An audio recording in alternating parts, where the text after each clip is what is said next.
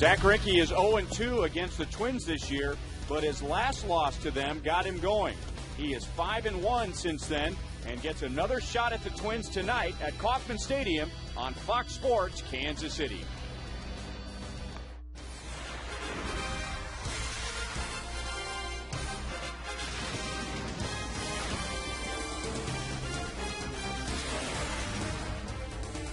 The Royals and the Twins usually means nice crowds at Kauffman Stadium and a combination of Kansas City and Minnesota fans. The Royals are home for a week and begin with a 3-game series against the Twins. Hi, everyone. Welcome back to Kauffman Stadium with Royals Hall of Famer Paul Splittorff. I'm Ryan Lefevre. And the Royals are back from a 4-game trip in New York. They lost 3 out of 4. However, they really put pressure on the Yankees early in the game. In fact, they scored first in 3 of the 4 games, with leadoff man Scott Pioli leading the way. He was unbelievable over the weekend, but that's kind of been the story the entire second half since the All-Star break. Really getting it done in that leadoff spot and in the outfield. When you talk about a guy getting him out of the ballpark from one foul pole to the upper deck on the other side of the field, he's going to be tough to handle all weekend long. The play he made in left field yesterday afternoon, as good as anything you'll see all year long. And you look at what he has done since the All-Star break, he's going to be a candidate for American League Player of the Month. I mean, big-time numbers for the Royals leadoff hitter. Minnesota Twins are here for 3 games. They've been a thorn in the Royals' side, it seems like, for about 10 years now. They've beaten the Royals in 6 consecutive series. They've won 8 consecutive series here at Kauffman Stadium, but there is a huge void in their lineup. It seems like they've had that problem all season long, starting out with Joe Nathan back in spring training. He's out for the year. Now it's Justin Morneau, their first baseman. He was the All-Star again this year, but not in there, not going to play in this series. He's out with a head injury. They don't know when they're getting back. Big part of the middle part of the lineup, but they've had most of their infield out at one time or another throughout this year. But Morneau is the big guy out right now. The Twins have already beaten Zach Greinke twice this year, but Zach has really picked up his game since his last loss to them. Francisco Liriano for the Twins could be a great pitching matchup. We'll talk about that when we come back.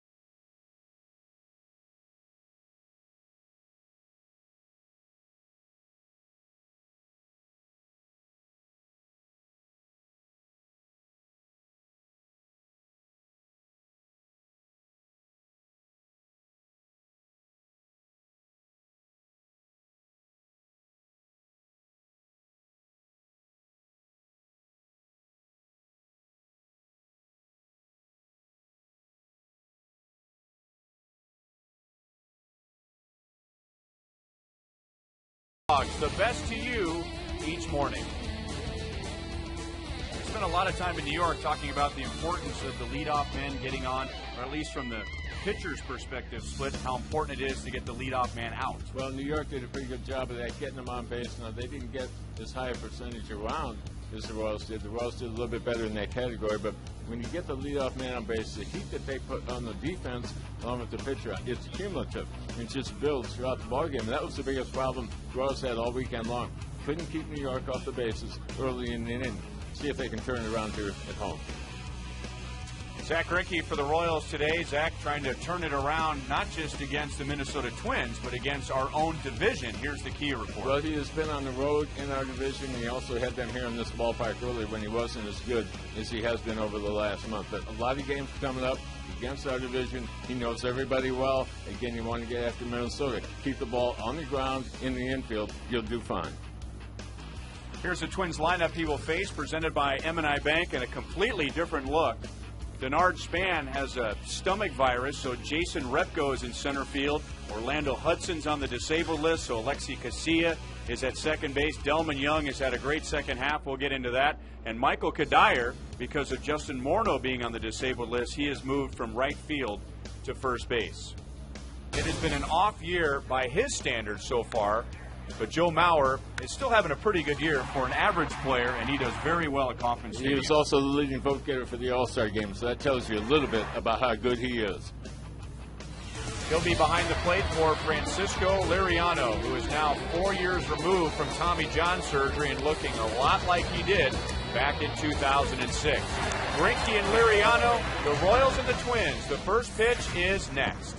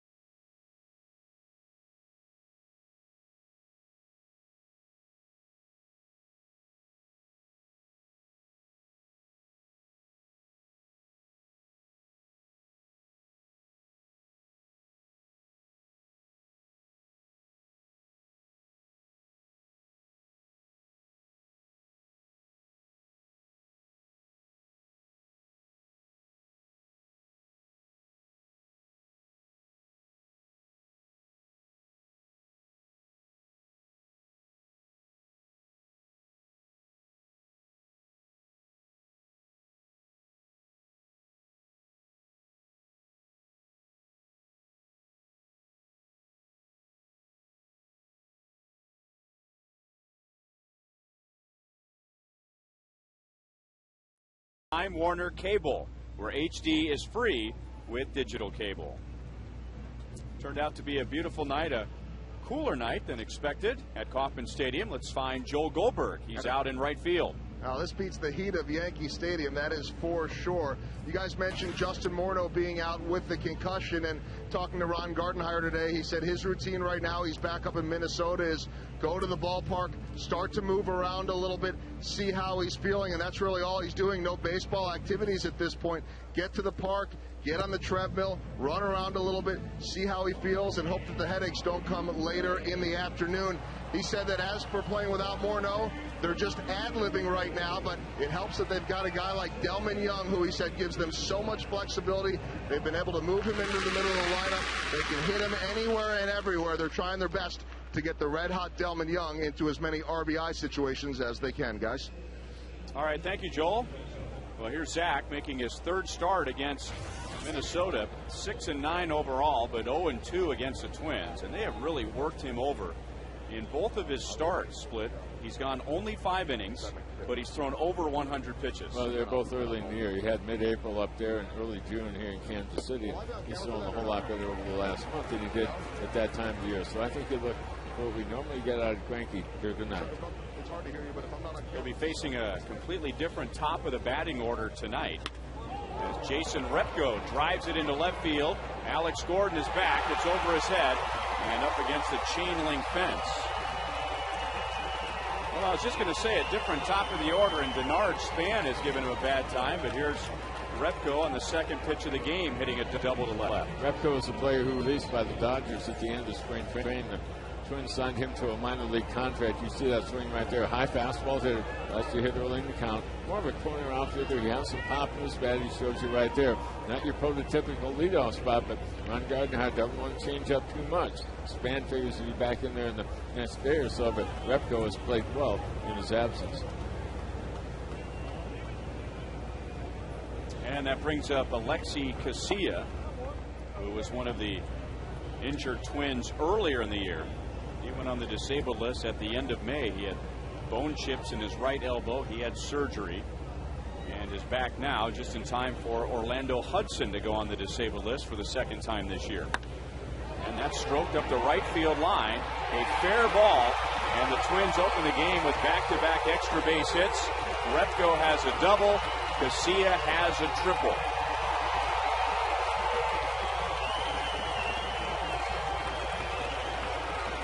So before the seats are warm at Kauffman Stadium tonight, the Twins have a 1-0 lead. You mentioned Casilla has been on the disabled list. They kind of do a little flip-flop at second base with Hudson going on in the last couple of days, a little bit like the Royals did in center field over the weekend. Get Rick and Keel back in 4 or 5 innings. David DeJesus gets hurt. So Twins have some depth. They tested it here early here tonight. Alexi Casilla safe at third. Safe and secure, New York life.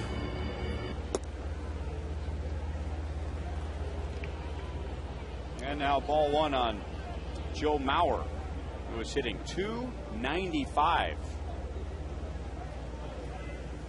And it seems very odd to see that number next to his name this late in the season.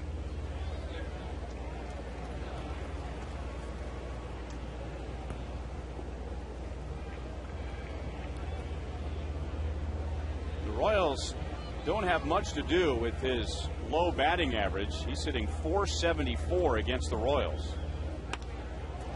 And he drops that one out into left center field, and the Twins have a 2-0 lead.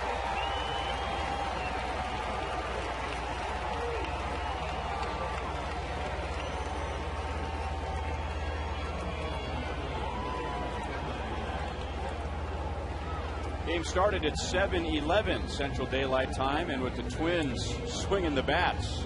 85 degrees at first pitch. Time and temp brought to you by the parking spot. Easy to spot, easy to park. The parking spot at KCI. Twins are normally a team that go early in the count like the first 3 hitters have here tonight. They're normally a team that go out there and kind of adjust and evaluate the stuff of the opposing pitcher, force him to get the ball in the zone, but I think they're pretty confident Zach is going to be around the plate. That's why they're coming out swinging early here tonight. And now Delman Young. He has 16 RBIs in the second half. That's the most in the major leagues. Having an outstanding season, but this really goes back to the end of last year. And coincidentally, his season really picked up when Justin Morneau went out with a back injury, and now he's really picked up the slack with Morneau on the disabled list with the concussion, and he hits a ball right off the top of the wall. Missed a home run by an inch, maybe less. The Minnesota Twins have 4 hits to open the game on 9 pitches, 3 extra base hits, and 2 runners home. Ryan, I thought they were going to hit for the cycle in the first 4 hitters here tonight. This ball's about a foot higher. It would have been the home run. Right now it's a double, so they have a single, 2 doubles, and a triple. That ball up and out over the plate. I mean, Delvin Young is a high ball hitter with big-time power. And he powered this one off the top of the wall. Gordon had no opportunity to make that play on the fly, but gets it back in a hurry. And how about the Twins jumping on Zach here early tonight? Can't get any closer than that and keep the ball in the ballpark. Right when they were here in mid-April, he was hitting about 100 points lower, batting 7th in their lineup. Now he's hitting in the mid-320s instead of the middle 220s, and he's hitting 4th in their lineup. Remember, he was one of the 5 in the American League who was in that fan voting, the online voting for the All-Star team. That's Joe Vavra, the Minnesota Twins hitting coach, and they've really been swinging the bats well in the second half. They have the highest batting average in the major leagues in the second half. They had 19 hits yesterday in Baltimore, and that was with a few regulars out of the lineup. Talking to him about the Twins' approach against Zach Greinke since they've done so well in their first 2 games against him. Jim Thome takes high and away. It's interesting, he said Denard Span and Orlando Hudson really set the tone for the rest of the lineup because they really worked the count well against Zach. Well, those guys are out, and it's Repko and KCA opening the game with a double and a triple, 2 more hits, and now it's 1 ball, 1 strike on Jim Thome. So their whole complexion has changed because of the top of their batting order. 9 pitches in, you got a couple runs in, 2 more guys on in position to score again. Rough start to the 9th game for Zach. Zach, sorry, have the infield in halfway. That's not a good deal against Thome. Good change up. 1 ball, 2 strikes. Jim Thome, at the moment, is tied with George Brett on the all-time RBI list. They both have 1,596. He's hoping to add to that with runners at 2nd and 3rd and nobody out. And he is 10th all-time on the home run list all by himself. Zach strikes him out with a slider down and in.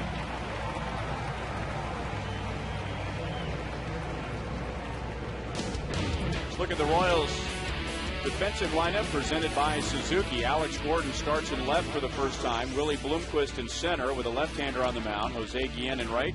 Wilson Betemit, Mike Aviles, Chris Getz, and Billy Butler on the infield. And Jason Kendall playing in his 2,000th career game, starting at catcher today. It'll be official after the 5th inning.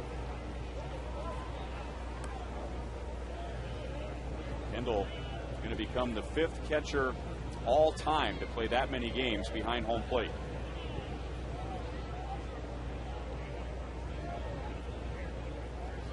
Michael Kadire has driven in 9 runs against the Royals this year, and he arrives in Kansas City as a hot hitter. He has a 10-game hitting streak.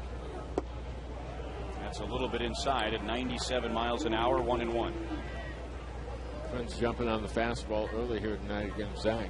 He's able to get Thome on a breaking ball and a changeup a little bit slower. See if he goes after Kadire the same way.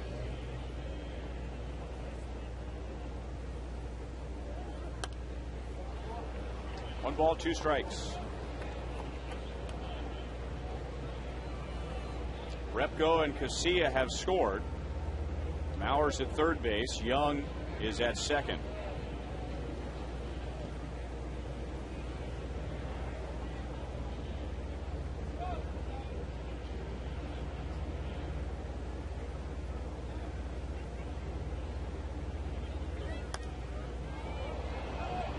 Still 1 ball, 2 strikes.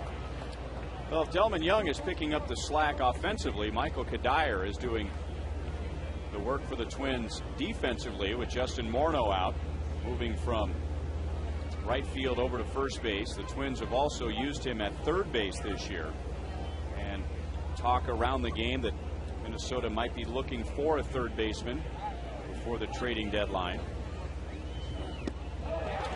Dyer down on strikes, chasing one that was even with the bill of his helmet. Zach really going to work on those last two hitters. He's the kind of guy, he can take charge in a ball game. Now the Twins jump on him early. Not everybody can go out and get that punch out when they need it like he can, but right now he's trying to take the ball game back in his hands, trying to take it away from Minnesota. Those two strikeouts.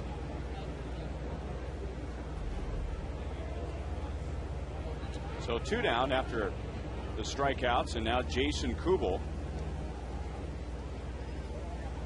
While the Royals were hitting 3 home runs yesterday in New York, the Twins hit 4 home runs in Baltimore, and Jason Kubel hit a grand slam. He has 7 career grand slams. He'd been struggling going into that at bat. He was just 1 for 15 on the trip. They won 3 out of 4 in Baltimore.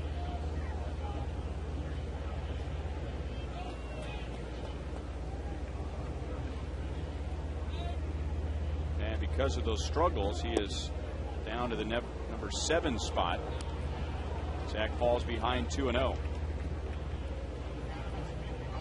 When Morneau got hurt late last year, Kubel was one of the guys that picked him up in September.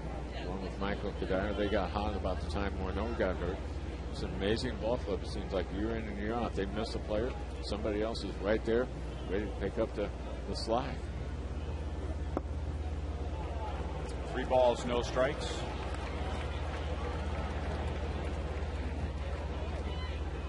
Zach falling behind in the count, then going with the off-speed pitch. You want to still try to stay tough on this guy because he can do some real damage. Might even have the green light here. Kubel is taking his shin guard off. The bat boy is out there, and the bat boy has to head back to the third base dugout. So Kubel thought it was ball 4. He had to put the shin guard back on. The bat boy has to go back to the dugout.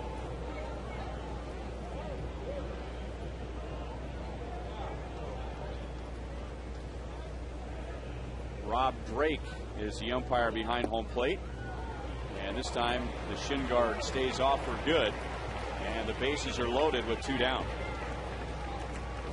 So Zach has given up 2 runs in 2/3 of an inning. On Wednesday, he beat the Blue Jays. He gave up 2 runs in 8 innings. Didn't walk anyone and struck out 9 for his 6th of the year. It was the 8th time this year he'd gone out and didn't walk anybody. His last walk was kind of semi-intentional. Once he fell behind 2-0, and all of a sudden, hey, make him hit on your terms. Get after a first-year player now. And that's Danny Valencia. He's trying to prove to the Twins that he can handle third base if they are indeed in the market for a third baseman. Batting .346. Drafted by the Twins in 2006 in the 19th round. And now he's ahead in the count, 2-0.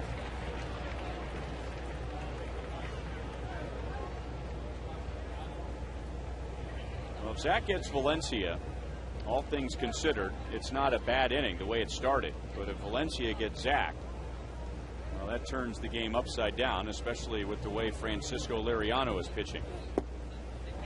3-0. How big, how bright is this, if there's a such thing as a green light, this red light?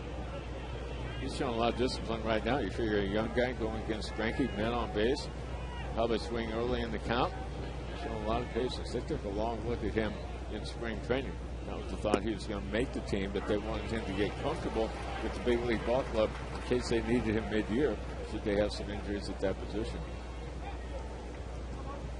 They think by next year he'll be the everyday guy, but he's the everyday guy now here in the second half of 2010.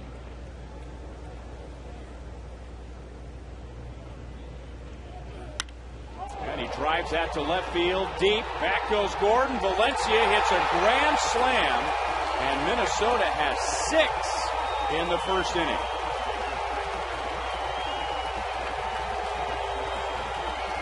Danny Valencia's first major league home run.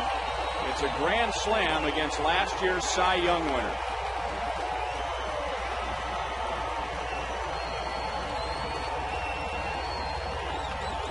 Minnesota has 5 base hits so far in the ball game.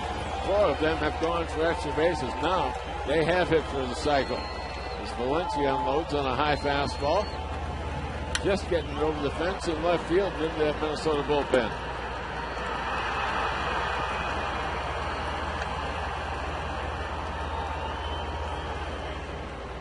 And now the Twins have a grand slam in their last 2 games. That was pitch number 30 in the inning, making it 1 ball, 1 strike on J.J. Hardy, the 9th man in the lineup. Mike Aviles at short tonight. Throws out Hardy. Minnesota sends all 9 to the plate. They score 6, and they get a grand slam from Valencia.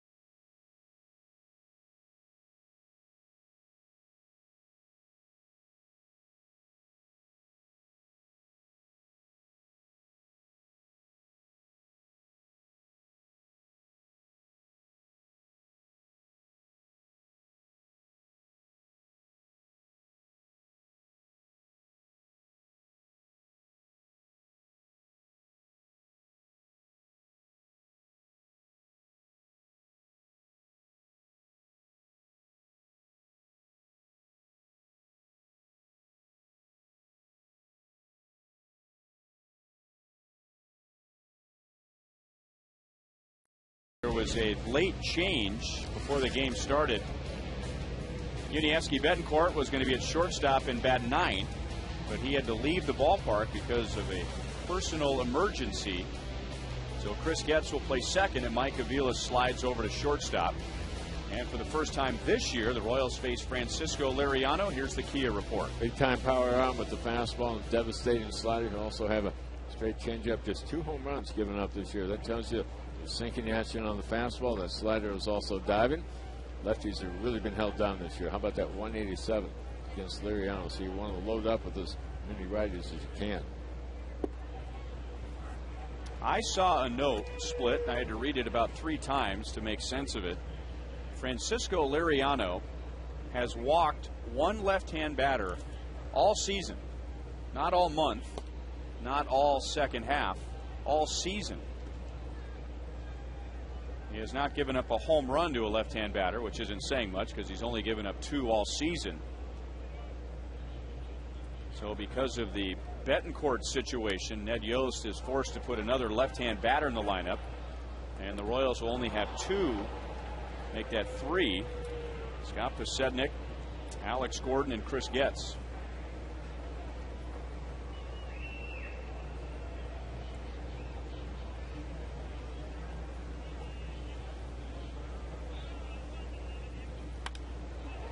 Line to left field. Delman Young has to sprint back, and the Royals come right back with an extra base hit from Scott Pioli.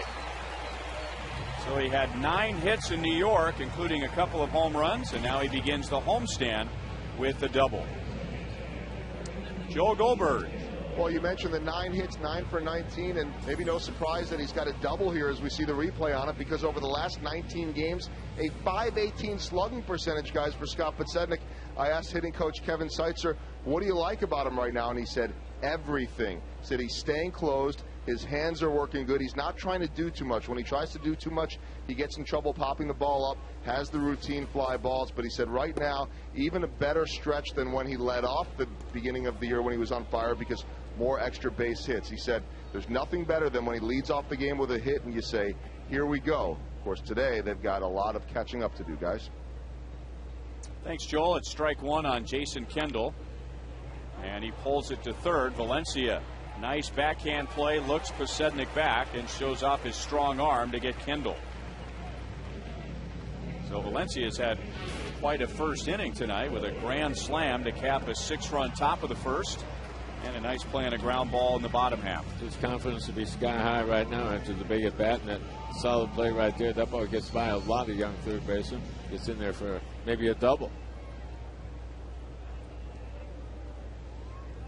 Tough to pitch Posednik right now. We talked about it in the pregame. You know, do you come inside? He might turn on that. Lefty against lefty with a power arm. You usually want to go away, pitch him away, play him away. Well, that didn't work. Let's see if they do the next time around. Strike on Billy. He had yesterday off in New York. 4 hits in the series, drove in a run. And he comes in with a 7-game hitting streak.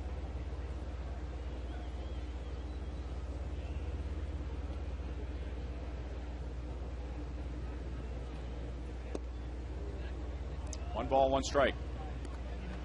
You know, just watching that last swing from Posednik and listening to what Joel had to say, you know, using his hands, not trying to do too much. That was just a nice, easy swing. Almost like he just flicked the ball to left field and drove it over Delman Young.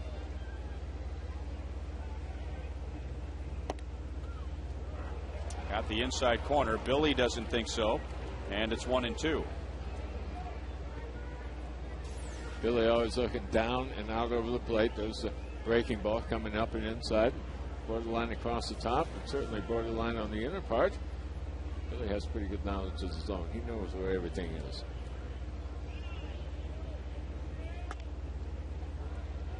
Still 1 ball, 2 strikes.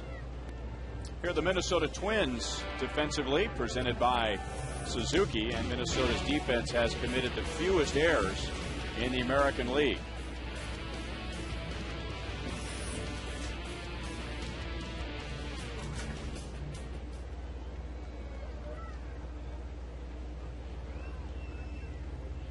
Francisco Liriano 3-3 in his career against the Royals. This is his first start against KC this season.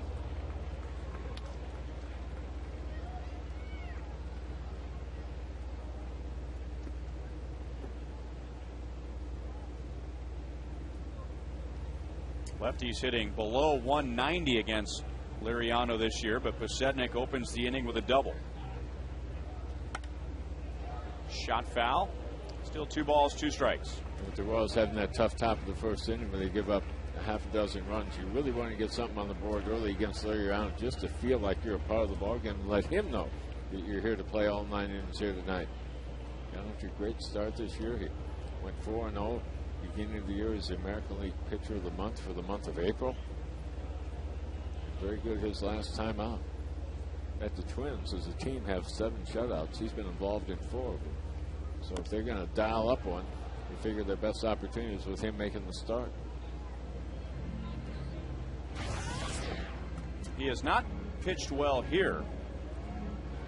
2 wins, 2 losses, but his ERA is right around 7. So the Royals can use that as a ray of hope. Down by 6 in the bottom of the first inning. Kind of holds true again this year. His best ERA is at home by 2.5 in their new home ballpark. So he got comfortable there early. Count goes from 1-2 to 3-2. Talked about it at the beginning of the broadcast. Liriano was as good as any pitcher in the American League. And what a 1-2 punch the Twins had with Liriano and Johan Santana. He was 12-3 as a rookie, but he had Tommy John surgery. And you know, they say it takes a year to come back. Well, it's taken him about 2 or 3 years to get his stuff back. Billy drives it into center deep. Back goes Repko to the wall. Makes a great catch.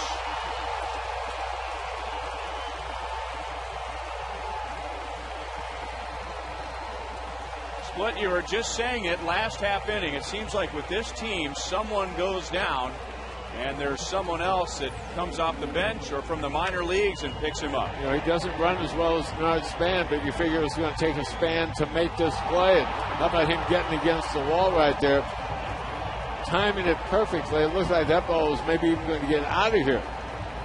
400 feet from home plate. Looked like he's maybe a little off balance when he got to the middle of the warning track, but able to recover in time. Oh, what a play he made.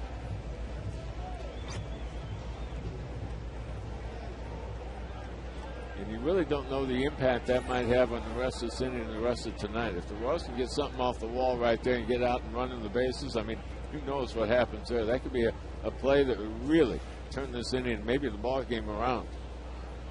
Mariano's going to love it, I know that. Well, he's had 2 good defensive plays already, with Valencia handling a ground ball from Jason Kendall. 1-0 on Jose Guillen. He gets a chance to play right field.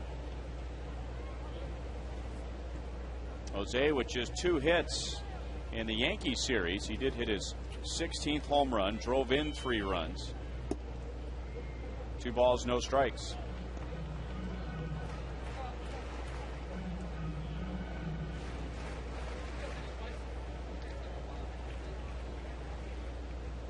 Jose in the first 3 series against Minnesota has done quite well, batting better than .370. Takes a look at a strike, 2-1.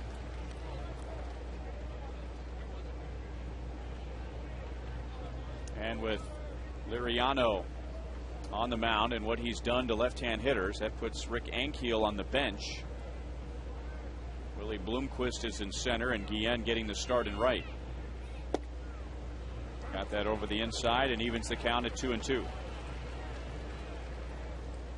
Royals are a little bit left-handed hitting in their outfield, even with David DeJesus on the disabled list and out for the rest of the year. But Gordon comes up, he bats left-handed. Of course, Pasednik is left-handed, so I think that means more playing time in the outfield for guys like Willie Bloomquist and Jose Guillen, as the Royals look to get a little more balance in their lineup.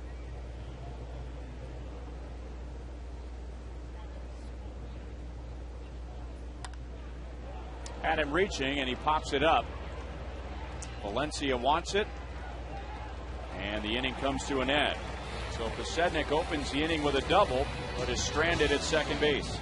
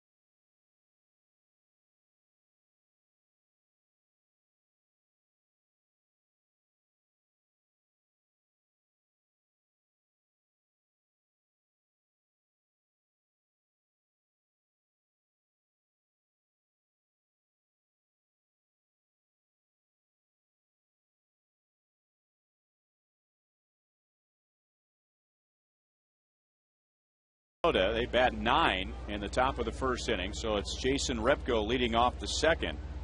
Zach Greinke giving up RBIs to Casilla and Mauer, and a grand slam to Danny Valencia, which happened to be his first major league home run. Repko on the second pitch of the game got on top of a high fastball and doubled over Alex Gordon in left field. Came around to score on AT KCA's triple. Couldn't stay back on a curveball at 69 miles an hour, and it's 1-2. That's the second slow curveball that Zach has thrown here in this at bat, so going to try to change speeds a little bit more. They were clearly sitting fastball that first time around. I mean, he jumped early on it.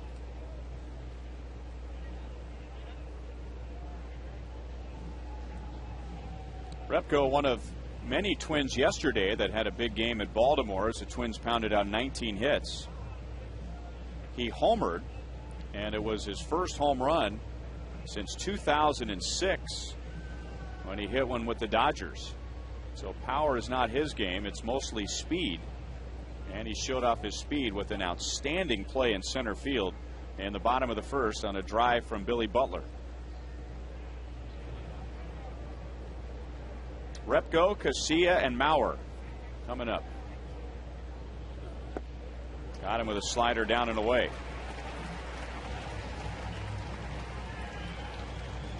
Curveballs early, the slider to put him away after a conference from Jason Kendall deciding, hey, we want to go breaking ball here in this inning, see if you can spread the plate out side to side. Maybe get these guys that are going for something out of the zone a little bit. They came here tonight ready to hit that fastball. That's one thing you know. Another slow curve. The thing about Zach is he can go to any one of them. Has command of the fastball, the curveball, the changeup, and the slider.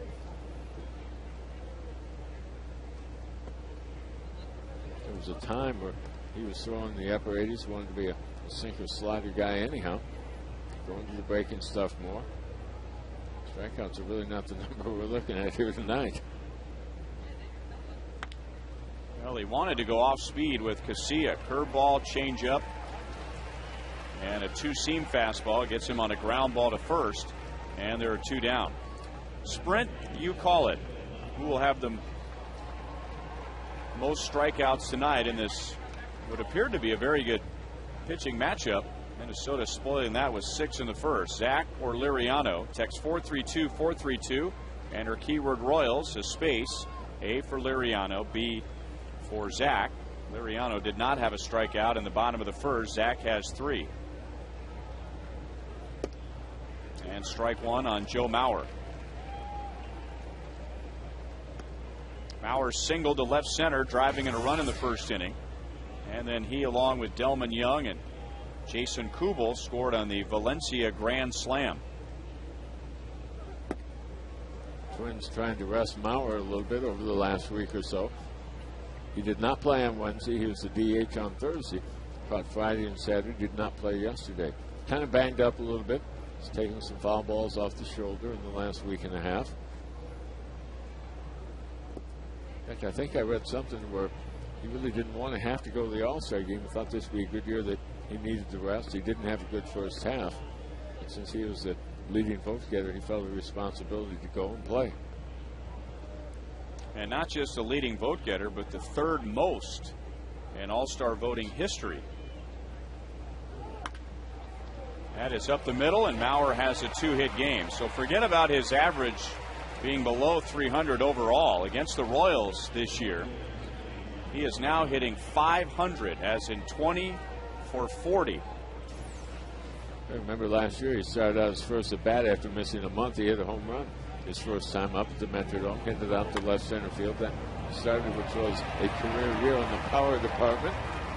So maybe not surprised to see him fall off from last year's numbers, but a little bit surprised with the home run totals here so far in 2010. There's still nothing at home. Every home run he's hit has been on the road. You wonder what the new ballpark has to play with that.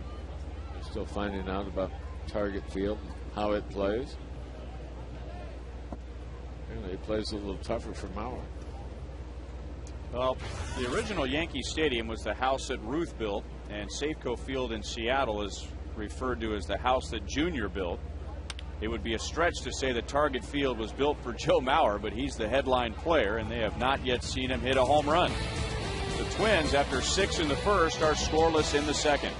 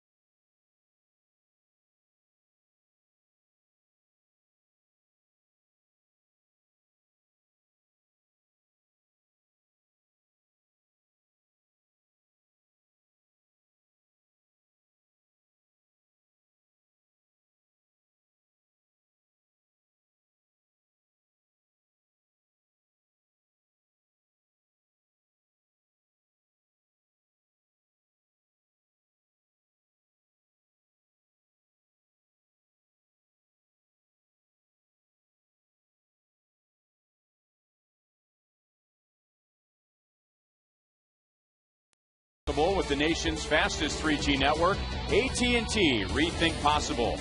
By Panera Bread, explore a menu of hearty soups, salads, sandwiches, and breakfast items at Panera Bread. And by Chevrolet, come see for yourself why 1,000 people a day are switching to Chevy.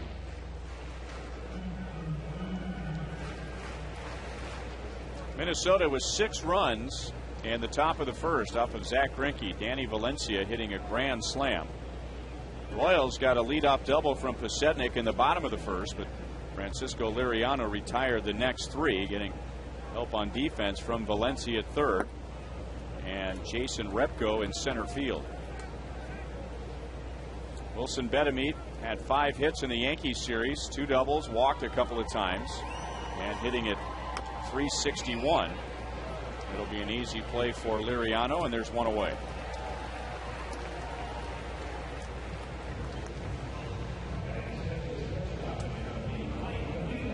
Fox Sports is your home for Big 12 football. This week, Fox Sports Kansas City takes you live to Big 12 Media Days.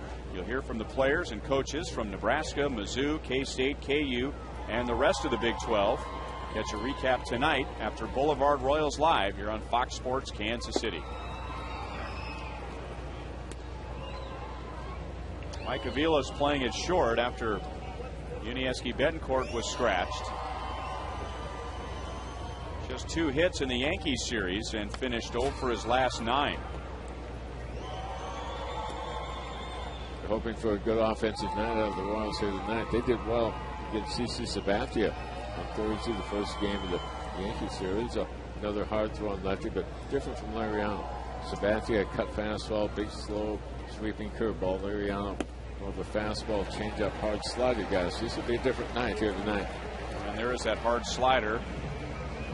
Liriano has his first strikeout.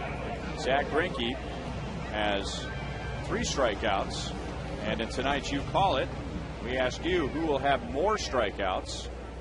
And right now it is tied 50-50. So keep voting. Oh, 67-33. Keep voting at 432-432. The keyword is Royals, a space, A for Greinke, and B for Liriano.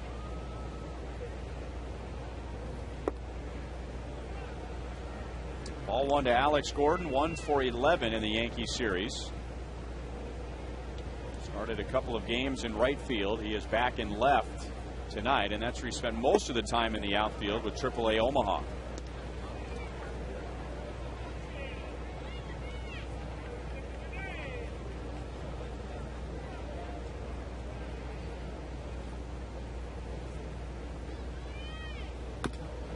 Off the plate, Liriano backs up to get it, throws out balance. Kadire stretches. It looked like his foot came off the bag, but Angel Hernandez said that he stayed on, and the Royals are down in order.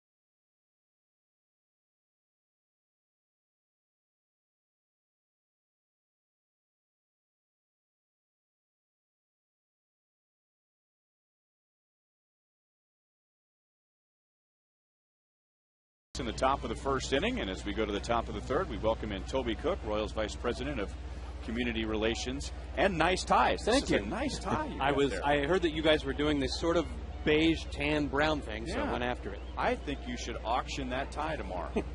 Well, if we're doing that in the fifth inning, we know that this little project tomorrow didn't work out as well as we had hoped.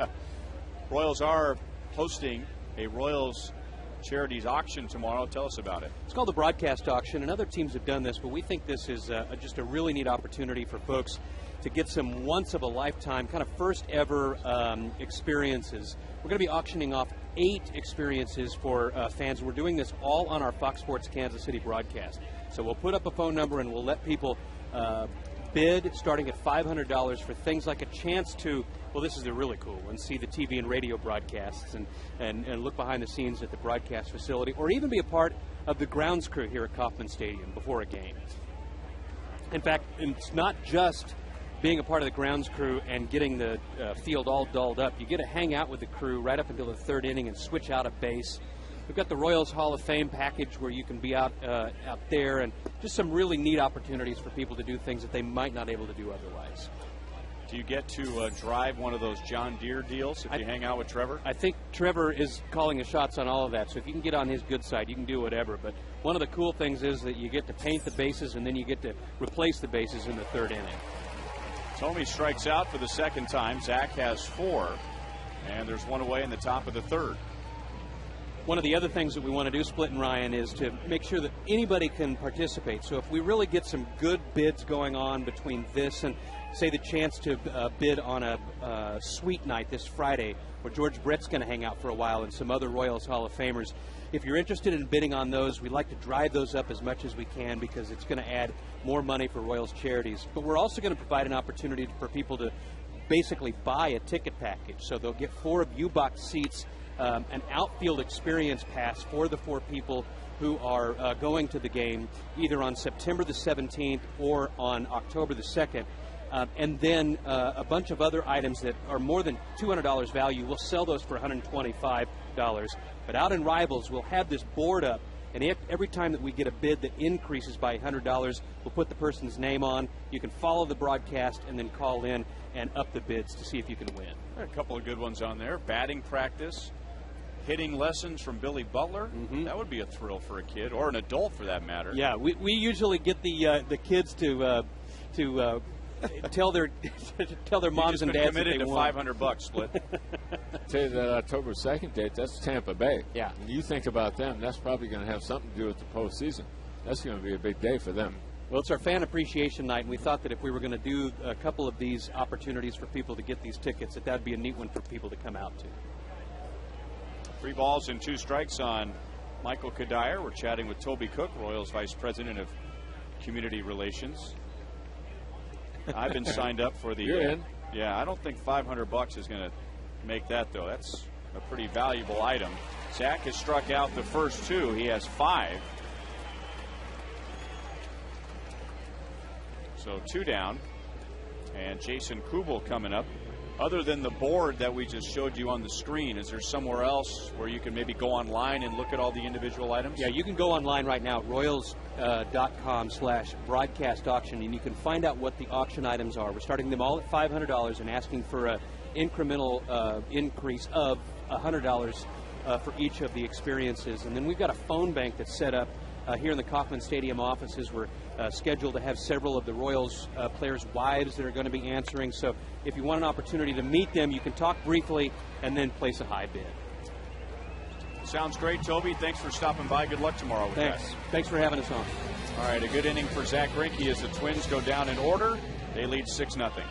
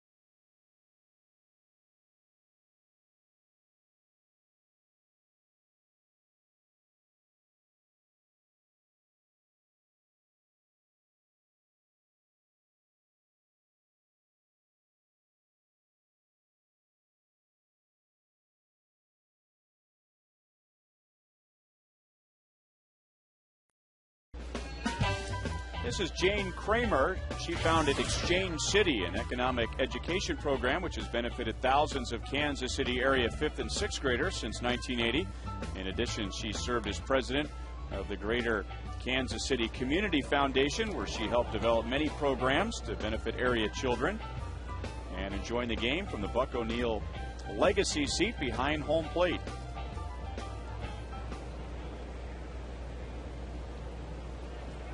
Willie Bloomquist, Chris Getz, and Scott Pioli in the bottom of the 3rd inning.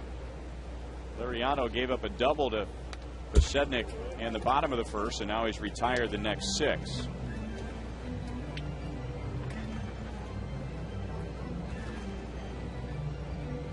Willie with a 3-hit game on Thursday at New York. Also stole a base, his 6th of the year.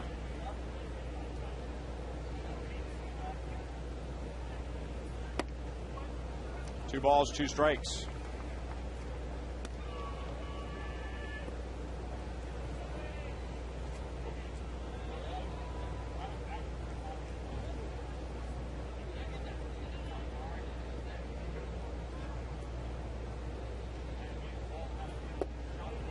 Did he go?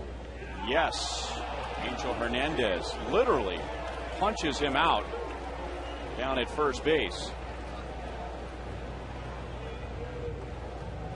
Ned Yost can't believe what was called. To see from the side, you can usually get the best line right here. The bat head pulled out in front of home plate, but really didn't get out in front of his hands at all.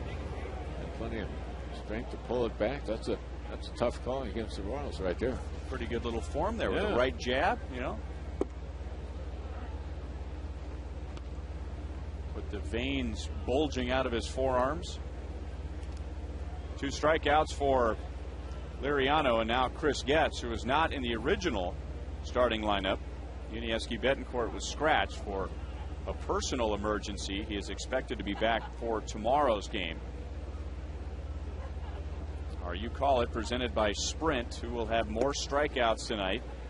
Liriano or Greinke. Liriano with 2. Zach has 5, but Liriano has a 6-0 lead. And that was the score in his last start, as he went 7 scoreless innings against the Cleveland Indians.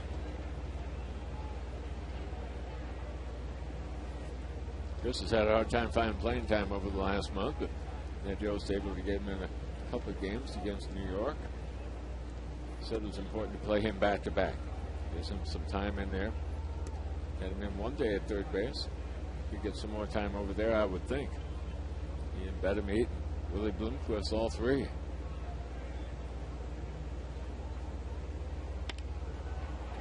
Looped out into shallow left center field for a 1-out hit.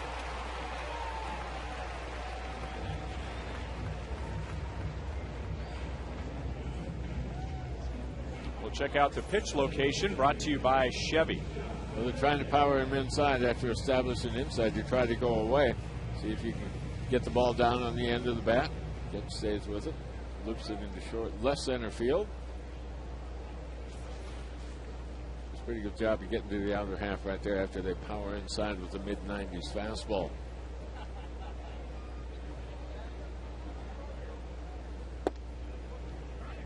A strike on Pioli. He doubled to left over the head of Delman Young.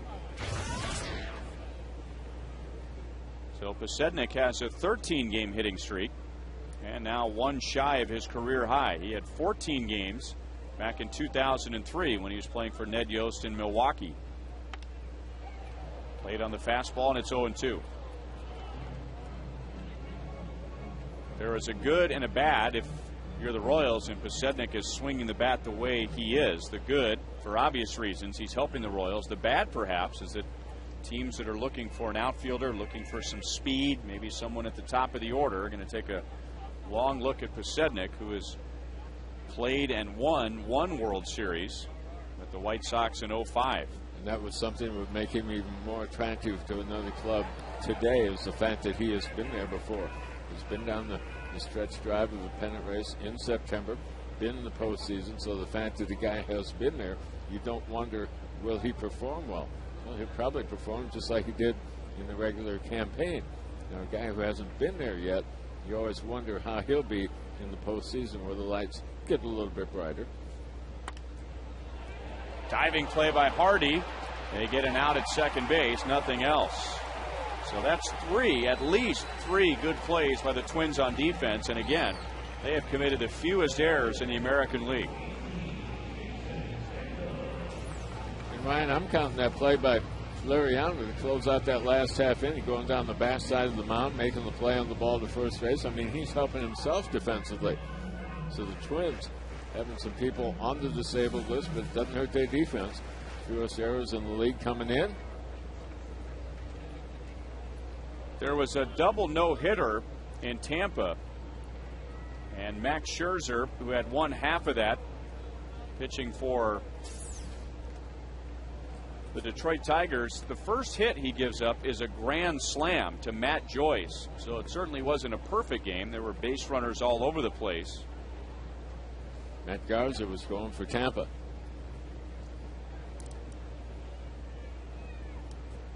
And Garza will be taking his no-hit bid. And at the top of the seventh inning, there's always pressure when you're trying to pitch a no-hitter, obviously, but a little less pressure as he'll have at least 4 runs to work with. Talking about pressure, how about Detroit? 3 frontline guys get hurt in a period of 24 hours. Right fielder Ordonez, second baseman Carlos Guillen, third baseman Brandon Eames. That is the 30th stolen base of the year for Scott Pioli as he matches last year's total.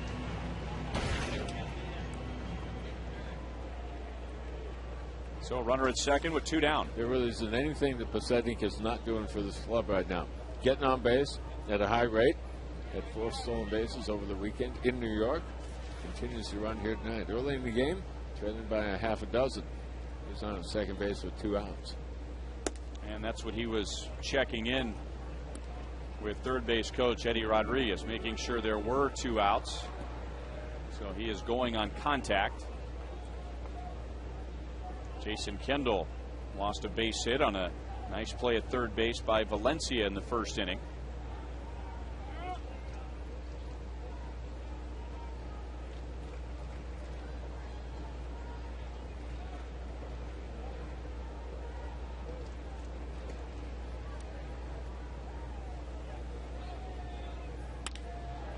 Hit hard to center field. Repko is back, and that's the inning.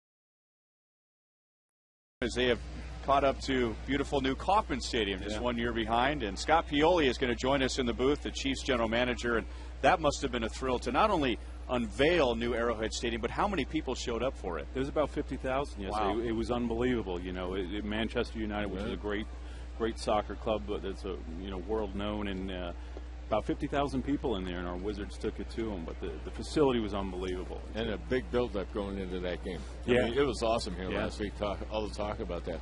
The energy over there was unbelievable. I mean, the facility is great. You guys have an incredible facility here. This is about my 10th time out here this year, and getting over to our place and seeing the energy and to see the stadium and to see it's like a brand new place. It really is unbelievable. People, when they go there this year, they're not going to believe the difference. It's really special. Well, before we get into the Chiefs, since you mentioned you've been out here 10 times this year, you have got some pretty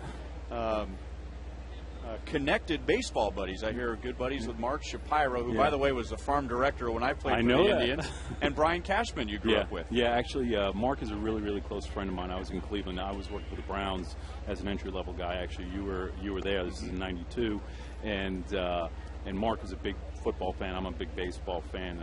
I just love baseball. And Brian Cashman, actually, we're from the same hometown. He's fortunately works for that other club in New York. Well, one thing about the places that I've been, all the places I've worked, one thing we've had in common is our myself and the fans is the dislike for the New York Yankees. So we're not real fond of them right now. Now, the Royals and the Chiefs are in eerily similar situations. We talked about the stadiums. You come over from a very successful organization. Dayton Moore comes over from a very successful organization. And the word that seems to come up quite a bit with you and with Dayton Moore is that it's a process to put organizations back together. It's a process, and it takes patience. And this franchise here, I've gotten to know Dayton, and Dayton knows some of the people that I know. And everyone I speak to before I got to meet Dayton here speaks so highly of him. And you see what he's done, prior to coming here, but then also what he's done since he's been here. I mean, you look at what's coming through in the youth of this organization. I mean, I think, 12 players this year made the Texas League All-Star game. The guys at Dayton and his crew have worked with and developed and or picked. 8 of those guys were in this year's Major League All-Star game. I mean, it takes time to build something. If you want to build something good, something's going to last, and something's going to be special, you want to build it from the ground up. And they're taking a very similar approach here, and there's a lot of really good people in place here, and we're going to rise together, I hope, the Royals and the Chiefs. That sounds good. Talk about building, talk about St. Joe. I mean, what about the facilities up there? I love the tradition. I mean, when I played Liberty, I had friends and neighbors go up there and watch that during the day and come watch a baseball game at night. That could happen again. I tell you, it's great to be back. I experienced 1 year up in Wisconsin, and the whole time I was there, I couldn't wait to get back home here. And it's great. This is where our fan base is. We're going to be not even an hour away from our home fans in the state of Missouri, and people from Missouri, people from Kansas can all come. No longer being 7 hours away where people have to travel to get up to see the team. And like you said, not only are we going to have the opportunity to see us practice and catch a game here, but then we're going to have the doubleheader, or the two-pack they're calling. I call it a doubleheader. It's you get to see you guys in the A's, and then we open up against the Chargers later that night. It's just good to be back home. This is where we belong. This is where we should be, and I'm glad that that I'm a part of this. You guys go to camp, I think, of spring training. Typically in camp, there might be a spot or two open on a 25-man roster. You guys go with 53. You head up to St. Joe. How many spots are open out of that 53? Well, we go without up there, injuries. Right. We go up there with 80 players. Each team starts with 80 players in the training camp, and then the first cut a couple of 2 weeks before the final preseason game, we go down to 75. And then, like you say, we open up with 53 and an 8-man practice squad. And you ask how many positions are open, and I'll tell you that 11 on offense, 11 on defense, and something that Todd and I are very familiar with, and that we both believe in. We're both selfish. We believe in the best players are going to play, and every position is open competition. What you did last week or what you did last year doesn't matter this year. And if you're going to be fair to players, one of the promises we always make to players is we're going to put the best players on the field. The players that are best ready to help us win football games are the players we're going to put out there. So every position's open. I would think, though, that football training camp, the intensity is so much more heightened than baseball. Baseball, you have the option. A guy doesn't make the team, you can send him down to the minor leagues. Right. I mean, you just mentioned an 8-man practice squad. It would be nice, I guess, in football to have the luxury of, well, we'll just send him down to AAA. He's not quite ready for us, but maybe he will be next year. I tell you, with all the baseball rules about options and who goes and how many times, I tell you, I talked to GMs in Major League Baseball. That whole system really You either make the team or you don't. Right? Exactly right, and maybe we'll bring you back. But it's a really difficult situation, and but because there's natural attrition, there's injuries during the course of the season, there's different players at different phases in their careers, and you start with one team, but what happens often is the team that you start off with in September isn't necessarily the team that you end up with, and hopefully in February. You've got a couple of new coordinators, offense and defense. A lot of change there. Yeah, there is. It's changed, but it's not really changed. It's changed for the face of the franchise at this moment. But Todd and myself worked with both Charlie and Romeo in '97, '98, '99 for the New York Jets, and Maurice Carthon was also with us. There's a group of us that have worked together. It's funny, Charlie and Todd used to share an office at the Jets for 3 years, and they have very confined space. And figure after those 3 years together in a room much smaller than this, they drive each other crazy. But they're, it's changed again as it looks on the surface. But it's a group of people that have worked together for quite a few years. 2 on, 1 out. We're chatting with Scott Pioli, the Chiefs general manager. And Dayton Moore said so many times when he took this job, coming from a successful organization with the Braves, that he really wanted to come to an organization where you could have an impact from top to bottom, a team that really needed some help. The Royals needed some help. And, your careers in somewhat are very similar. You coming from, a very successful organization. Is there something special about coming to the Chiefs who were so broken at the time and saying, hey, I got a chance to be here from ground floor? Broken, but with a family that owns a team who is willing to do anything and everything it takes. I mean on the field. Yeah, and a tradition that, early in the AFL years and early when the leagues merged, the Chiefs had a tremendous tradition. And there's something, because of what my age is, I remember the Chiefs and what they were and who they were. And being able to come to a town where football is important, they've got the tradition that the Chiefs have, and quite honestly, the other thing that was very important to my wife and I is when we came here, my wife's originally from Wichita, actually. She was born in Wichita. Her parents both went to Wichita State. And to be able to come to a place where there's a community that not only embraces the team, but the team embraces the community. And that's a really important thing. We've got a 7-year-old daughter, and it's really important to us that we came to a community and a team and a work, because those things, when you get to a certain stage in life, those things need to work together. And at our stage in life, we want to be in a place again where we could do things professionally, but also on a personal level in the community, and be in a community that loves our football team. And there's no doubt about that. No. I mean, this, as you noticed in your first year, this place goes red as soon as the football season starts. Yeah, and the other cool thing that's happened over time here is the relationship between the Chiefs and the Royals that's beginning to develop here because of some of the people and some of the, there's, again, we come from successful organizations, and Dayton and I have been able to share some ideas about team building and some, you mentioned some of the other people in baseball that I've talked to, and there's a small group of people who exchange ideas about team building and what's right if you have the same core values and philosophy. And Dayton and I have been able to have some really good and interesting conversations, and I think that there's going to be a nice relationship here between the Chiefs and the Royals. It's a long year for you guys. You've got 3 games to open before your bye week. San Diego. How big are those first 3 for you? Well, right now it's the one. Yeah. We're open up against the defending division champions, and it's a night game. It's the first time Monday Night Football's been back here in Kansas City in a number of years. It's getting past that first one. Again, it's a division game against the defending division champs, and it's a great way to find out who we are early on. Well, since we have 2 outs and 2 strikes and don't know when the inning's going to end, have you come up with a favorite Royal or someone you enjoy watching in particular in the 10 games you've come out? I just, Billy Butler's he's a fun guy to watch. But I got to tell you, Jason Kendall, for what he is and who he is and what he went through all those years ago, and the fact that he's been able to come back and play as much and have the longevity he's had. he's one of those guys, I think, as a player that I like to watch just because of who he is and what he is and the way he approaches the game and how much he loves it. You remember the ankle, don't you? Oh, it was that was a gruesome injury. Right. And for him, again, to be able to continue to do what he's done and play as many games as he has, it's really remarkable. He's a baseball player. Is this a repeat of the hit we saw earlier? Maybe last year, maybe earlier this year. I mean, 3 for 3 again tonight, Joe Mauer. So much for the .295 batting average coming into the game. Delman Young up the left field line. This is going to be a long run for a couple of Royals, and it just drops foul. And it's interesting you bring up Jason Kendall, because we will use a term in baseball to describe guys like Jason Kendall and his approach. He has a football mentality. Maybe that's why I like him, man. But he's a gamer. I mean, he's a guy. I don't know how many games he's caught, but he seems like he's been around forever, let alone that. Just the fact that the injury that he overcame, I mean, that was a gruesome injury. I mean, there's some people that can't even walk normally after going through what he went through, and he's a special baseball player. Ned Yost was talking about him today. He says, pain, fatigue do not enter into the play on him. Don't even think about it. It's not a factor.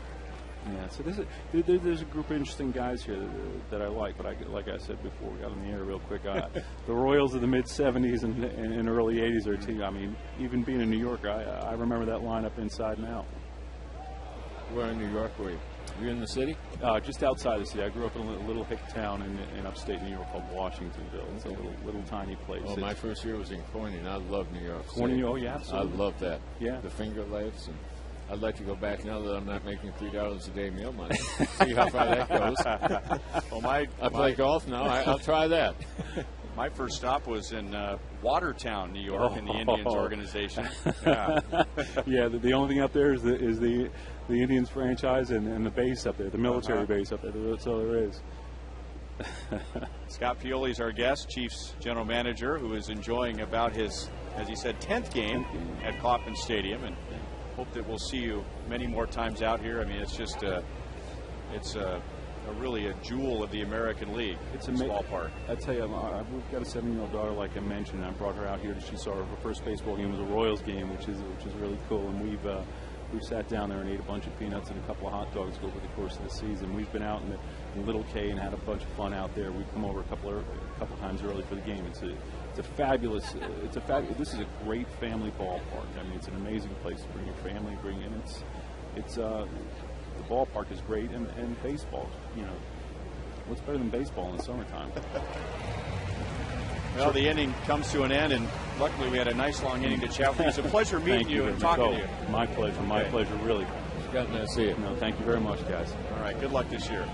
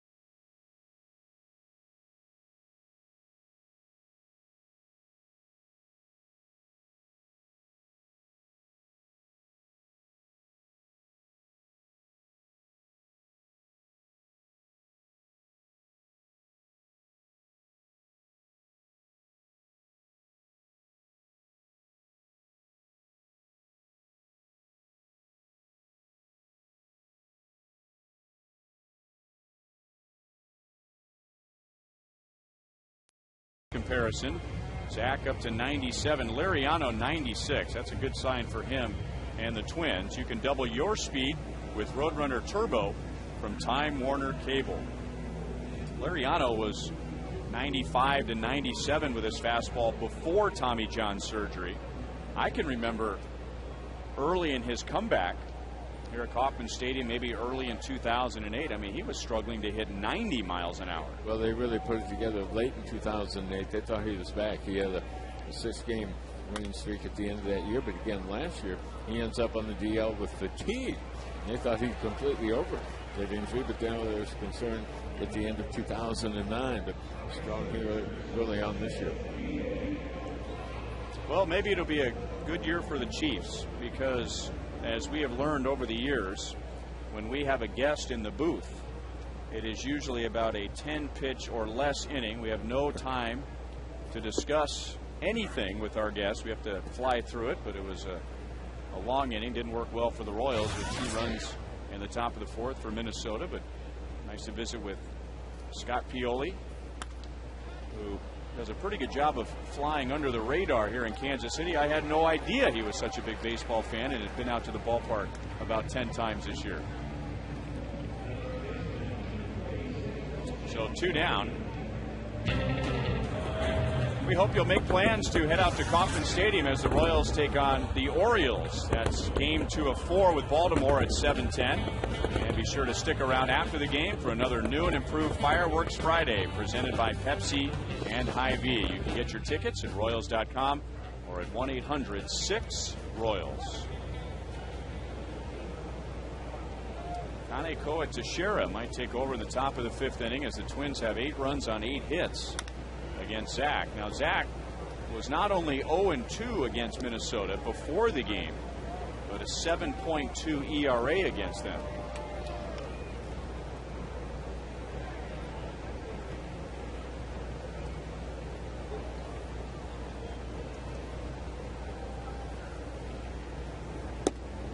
Just a little bit. Nope. Over the outside corner, a delayed call. Liriano strikes out his 3rd.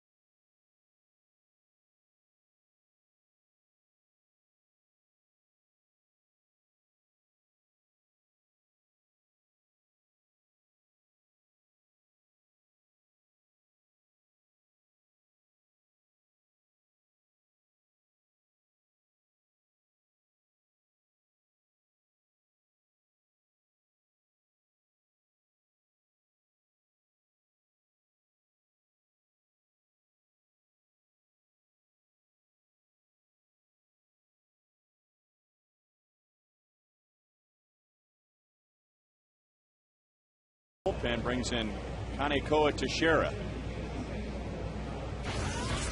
Royals bullpen got worked over a little bit over the weekend against New York. The guys who go late, sorry, you really don't see much of him.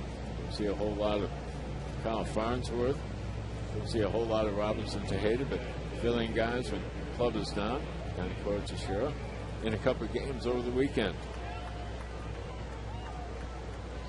A very odd-looking pitching line for Zach Greinke. Split. What if I told you Zach would have 7 strikeouts in the first 4 innings against the Twins?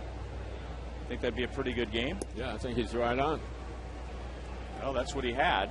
But he also gave up 8 runs on 8 hits.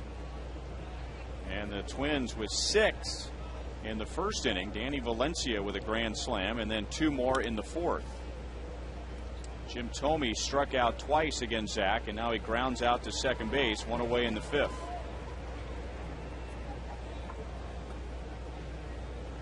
Here's tonight's league leaders, brought to you by your Kansas City area Toyota dealers. And Jason Kendall is just a few outs away from it officially being 2,000 games caught. He will become the 5th catcher all time with that many games behind the plate. Ivan Rodriguez still playing and adding to his total. Then Carlton Fisk, former Royals manager Bob Boone, and Gary Carter. What's impressive about that is when free agents came in, the money got bumped up big time, and all the older players said, guys won't play very long at this time in this era because they won't have to, because the money will be good enough, and they're just playing for the money. Guess not. How many guys you see, a Jamie Moyer, certainly that's a strange kind of setup, but they're still playing into their upper 30s and 40s, even longer than the guys who are talking about not playing very long. And it's not about the money, it's about, hey, they love to play the game, still good at it, still able to go out and compete at a high level. Hey, go ahead and do it. Jason might be the type of guy that whenever the day comes when he's not able to play at this level, he might catch on with some sort of a town team when he goes back home just so he can get on the field and compete. Nice backhand gets, 1 hop throw to Butler, and that gets Michael Kadire. They got him for the Royals in the offseason. They wanted to improve the defense primarily at second base. That was job 1. Went out and made the trade with the White Sox. Took care of that right there with Chris Getz. They say, hey, we're in good shape with the leather at second base. And that's what they saw. Big range was right there. Just enough on the arm to get Kadire going down the line.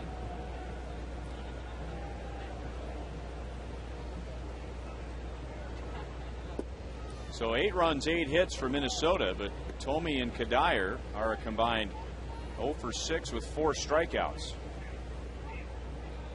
Jason Kubel walked and scored in the first inning.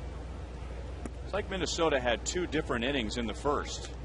They scored 2 and had 2 on with nobody out, and then Zach Greinke struck out Thome and Kadire. Looked like he was going to get out of it, but then Kubel walked, and that loaded the bases for Danny Valencia, who hit a grand slam. So that turned a 2-run inning into a 6-run inning. Man, we've both seen this Twins team a lot over the years, and if you blocked out the names on your scorecard and you just looked at the double, triple, single, double, home run, that's not the Minnesota Twins. That was somebody else in those uniforms. And that double to lead off Jason Repko, the triple, AT KCA. Guys that were either in the minor leagues or on the bench most of this year. That got the inning going. Teixeira comes out of the pen and gets Minnesota 1-2-3 in the 5th.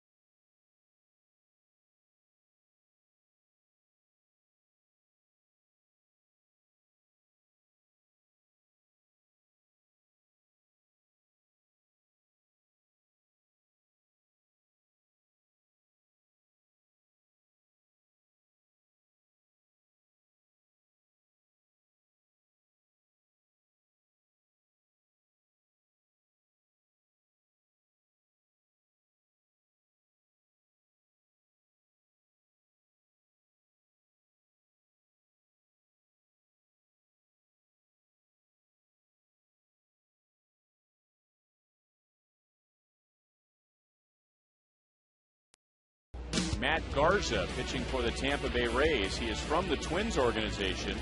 He just struck out Ryan Rayburn in the top of the 8th, so he will take a no-hitter into the 9th inning. Max Scherzer, who was pitching for Detroit, he took a no-hitter into the bottom of the 6th inning. And because of an error and a walk and a catcher's interference, the Rays loaded the bases. Matt Joyce hit a grand slam to end that. That is the second great play by Jason Repko in center field tonight. They've had plays all over the field. They're only halfway through this ball game. Repko with the good jump right there, played it off to the side, down sliding, so you can see it into the glove. That ball left the infield. Looked like it was a base hit for sure. Now, Matt Garza is known as kind of a high-strung guy. I wonder how he is now. Well, you've had, how many one-hitters did you have? I had 3. 3 one-hitters. What was the deepest you took a one-hitter? 7 2/3. Okay, so it gets a little more stressful with every inning. It's fun. It's depending fun on how you look at it, right? Yeah, I mean, by the time you get there, you know you got it going on. Another good play by Liriano. Twins are doing nothing wrong tonight. How about the leather they are throwing out? Fortunately, it's the glove side for Liriano, so he doesn't have to move it very far, because he didn't have much time to move it. That's the second time tonight Gordon has been robbed.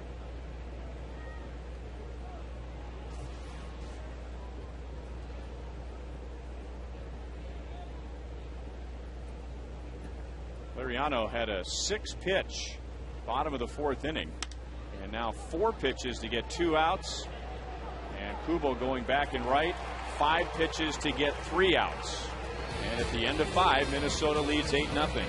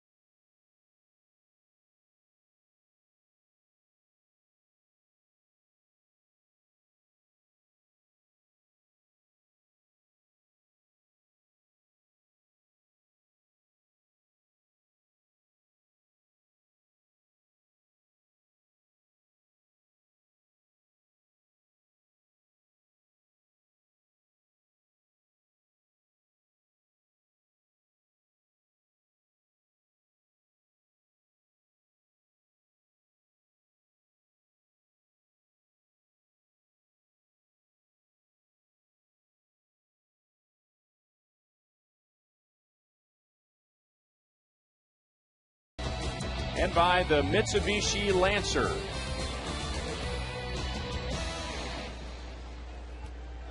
Eight to nothing Minnesota with 6 runs in the 1st inning, 2 more in the 4th. They knocked out Zach Greinke after 4 innings. Kanakoa Teixeira taking over in the 5th. And you'll get Danny Valencia leading off the 6th inning. Valencia hit his first major league home run in the 1st inning. It was a grand slam. Leading off the 4th inning, he doubled against Zach and came around to score on a Joe Mauer base hit.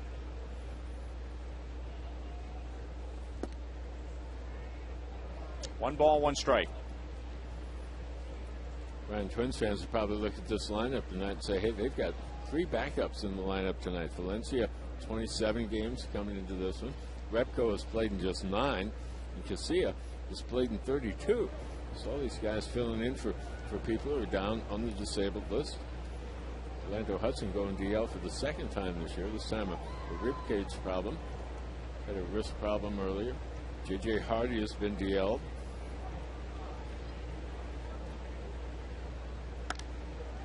And that's into right center field, and Valencia has another hit, perhaps another extra base hit.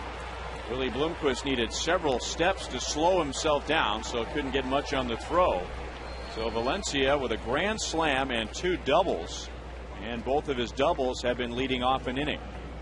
Ryan, the grand slam comes on a high fastball. He turned on that. The next base hit was a low breaking ball down the way. Now a low fastball out of part of the plate, covering right center field. So that's a pretty good looking bat right there. When you turn on the high fastball, hit it out of the ballpark, and you're still able to cover the outer half of the plate with a breaking ball and a fastball, and you got a 3-hit game. A strike to J.J. Hardy. After exhaustive research, the truck has come up with the fact that Danny Valencia becomes the first Minnesota Twins player to hit a grand slam for his first major league home run. Camilo Pascual did that in the same organization, but it came when they were in Washington.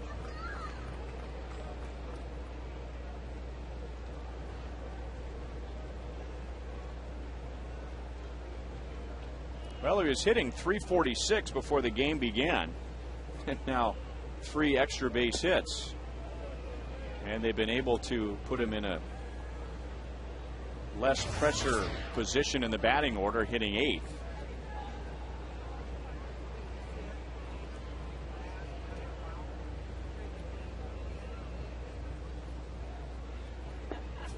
Did he go? Yes. J.J. Hardy strikes out. Teixeira has his first.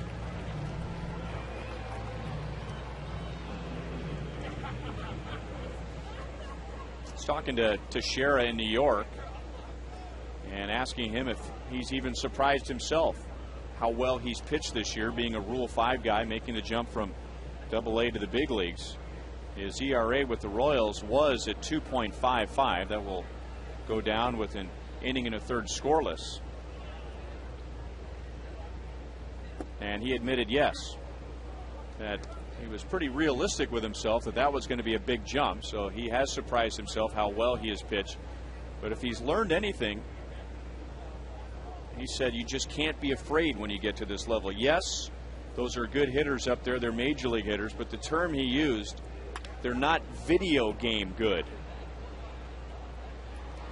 Royals had an out at third base. Aviles decided to go to first, and Repko almost beat it out.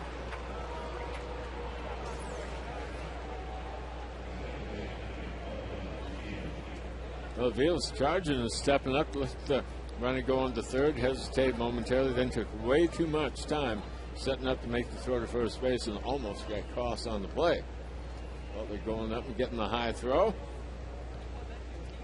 Close, but out. The thing about Teixeira is he's been able to sustain it.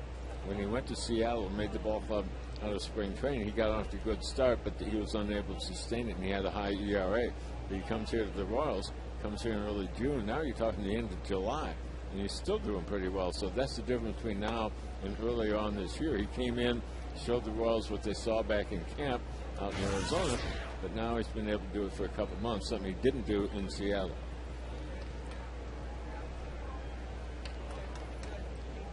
And the Royals had very little risk there. It's just, if this doesn't work out, you just go ahead and send him back. It's not like you lose a player. 2 balls, 1 strike on KCA.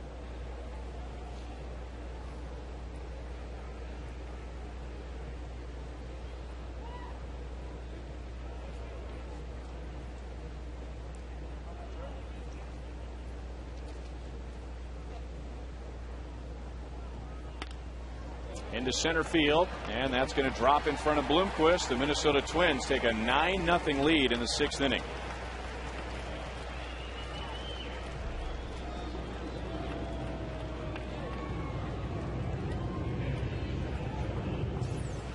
Twins getting it done up and down their lineup, offensively, defensively. The ball between the belt and the letters out over the middle of the plate. And not hit all that hard, get it in towards the trademark, but Solid base hit for KCA. He spent time on the DL earlier on this year.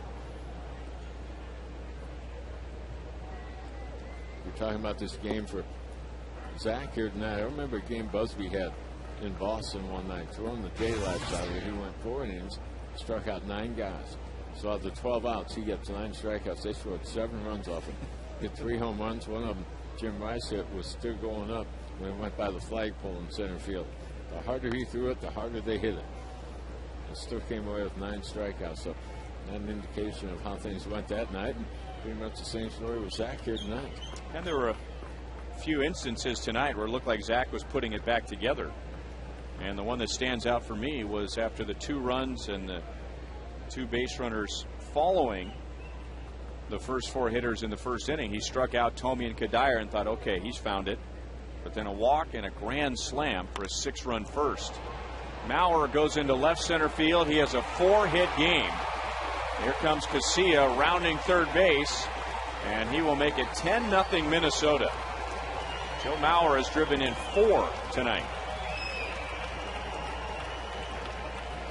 Ryan, I agree with you as far as Zach is concerned, because we have seen him turn an inning around. Bases loaded, nobody out, and say, boy, big time jam. But get a strikeout, get a little pop up, maybe another strikeout. So he can turn an inning around as fast as anybody, but I don't think anybody's going to turn Minnesota around here tonight. Maurer with 3 singles and a double. RBI in the first, 2 in the fourth, another one here in the 5th. Guys are loving their first day here in Kansas City. Twins arriving from Baltimore, and they had some very hot days over the weekend against the Orioles. They had a game that started on Saturday night at 99 degrees. It was 96 yesterday, and I had more than one Twins person coming up to me with a smile on their face and said, I never thought we would go to Kansas City in late July to cool off.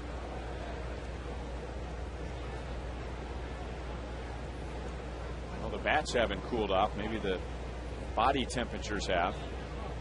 10 runs on 11 hits in less than 6 innings.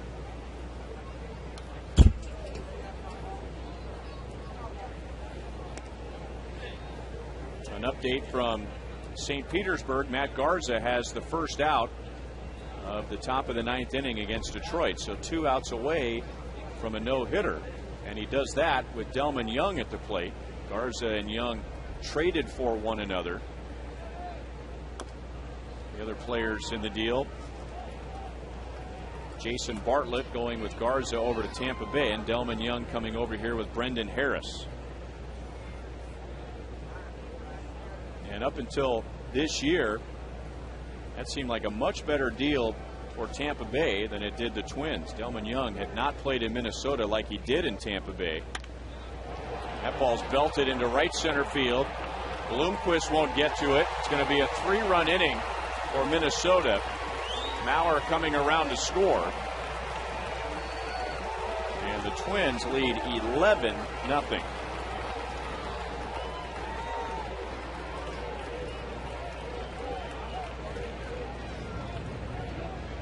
Rose at this point just hoping to get some more outs out of this right-hander, try to get the ball game a little bit deeper into the night. Right now, no matter how the Royals are playing, shade one way or the other, the Twins are taking it the opposite way. Let's go back to St. Petersburg. There are now 2 outs in the top of the 9th inning. So Matt Garza is 1 out away from a no-hitter. Gosh, it's hard keeping track of the no-hitters this year. We've seen 2 perfect games. Roy Halladay and Dallas Braden. Ubaldo Jimenez threw a no-hitter against the Atlanta Braves. That was the first this year. And then Edwin Jackson has thrown a no-hitter against Tampa Bay. So the Rays have been a victim twice this year. Now they're trying to finish on the other end of it.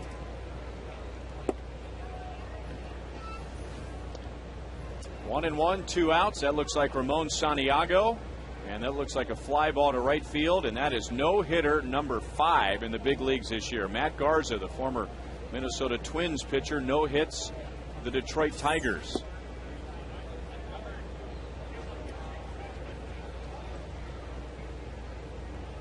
5 just past the All-Star break, and there should be 6. And there's only one veteran in the bunch. All the rest of them are going to be in their 20s. Wow. Garza might be getting close to 30, but I guess he's about 28 or 29. There have been another 8 or 9 no-hitters that have been taken late, like into the 8th inning.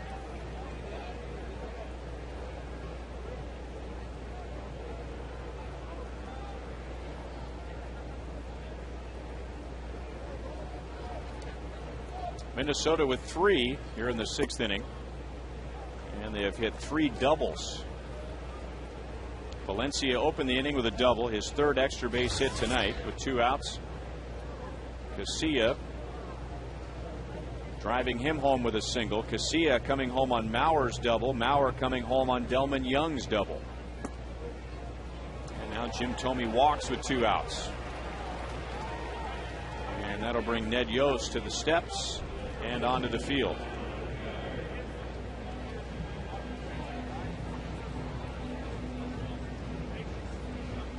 Chevy call to the bullpen. It'll be Victor Marte in to face Michael Kadire.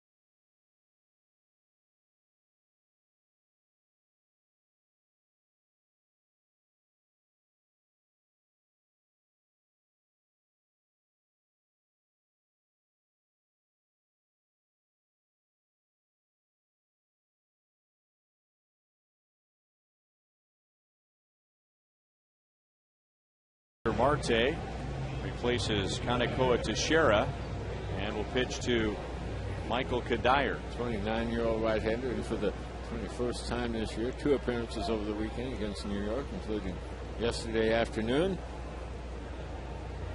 Twins continue to pile up the numbers. 11 runs on 12 hits. Jose Morales is going to run for Thome at first base. Fair ball. Another extra base hit.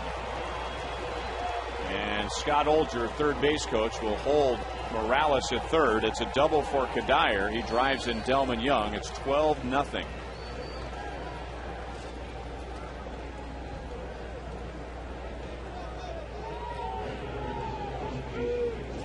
Twins are going to bat around for the second time tonight. Sent 9 men to the plate in the first inning. You're going to send 9 men to the plate here in this inning. Kadire just picking on a first pitch fastball and ripping it up the left field line. Gordon was out here working early this afternoon in that left field corner trying to figure out the caroms. He's been busy out there tonight. A strike to Jason Kubel. That double for Kadire extends his hitting streak to 11 games. So everyone is reached among the starting 9. Kubel and Thome the only ones without hits. Kubel walked and scored on the Valencia grand slam in the first inning. Otherwise, he is 0 for 2.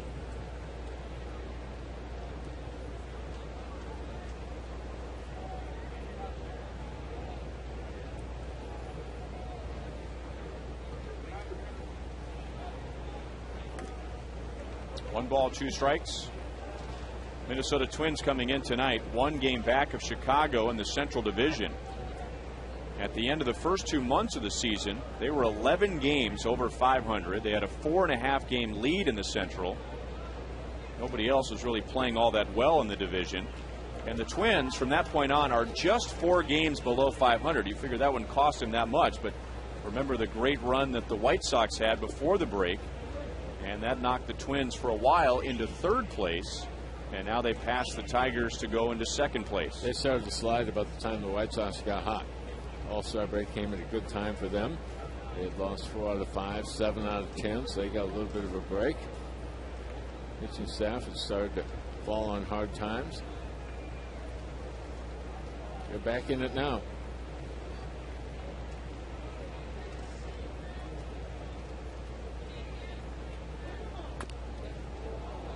Fouled it off of his midsection. Tonight's copyrighted telecast is presented by the authority of the Kansas City Royals and may not be reproduced or retransmitted in any form. And the accounts and descriptions of this game may not be disseminated without the express written consent of the Kansas City Royals Baseball Corporation.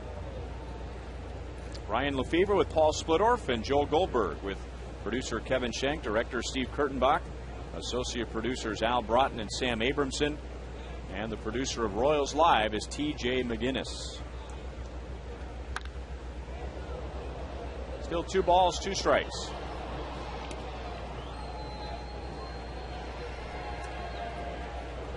Still a lot of Minnesota fans making the trip south to watch the Twins outdoors. Of course, they now have the option to watch the Twins outdoors at home, but that's a tough ticket to come by.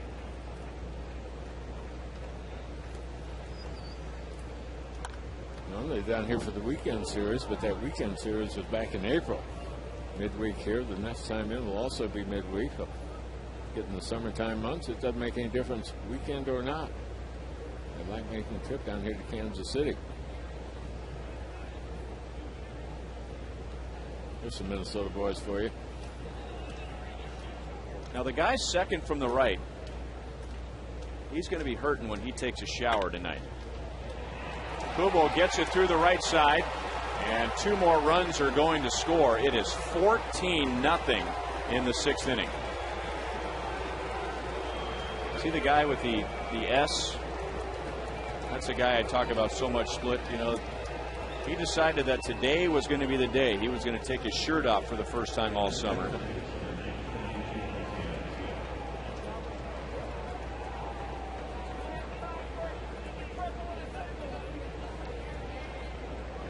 Twins are unbuttoning their shirts and getting some big old hacks here tonight.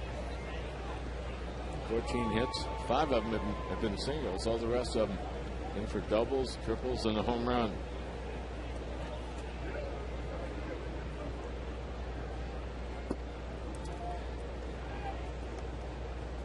Well, if there's one guy that stands out in a game where a team scores 14 runs, it's Danny Valencia with his first major league home run in the 1st inning. It was a grand slam off of Zach Greinke. And since then, he has doubled twice and scored twice. With the Minnesota Twins rumored to be in the market perhaps for a 3rd baseman.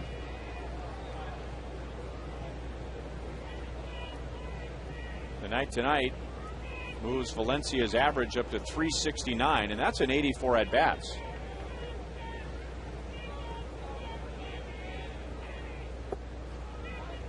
Two balls, 1 strike. Word was in the offseason that Minnesota was looking for a right-handed hitter. This might be the right-handed hitter they were looking for. They're looking for possibly an outfielder or somebody at first base. They signed Jim Thome. Valencia might be the guy they want. He is 4 for 4. He's not the right guy. He's the right guy tonight.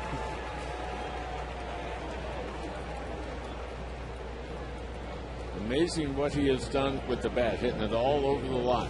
First time up, got bases loaded, fastball. Well, go ahead and turn on it, hitting the bullpen. Next time up, breaking ball down and away, covered to right center field. There's a double. Now a fastball down and away. double right center field. And now, ball in the middle part of the plate, turn on it, put it in the hole between short and third. So that puts him over 370 for the year.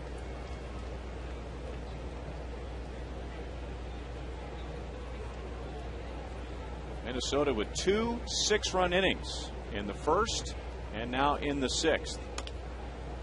And J.J. Hardy hits a slow roller up along third. Bedemeet will swipe at it to keep it foul.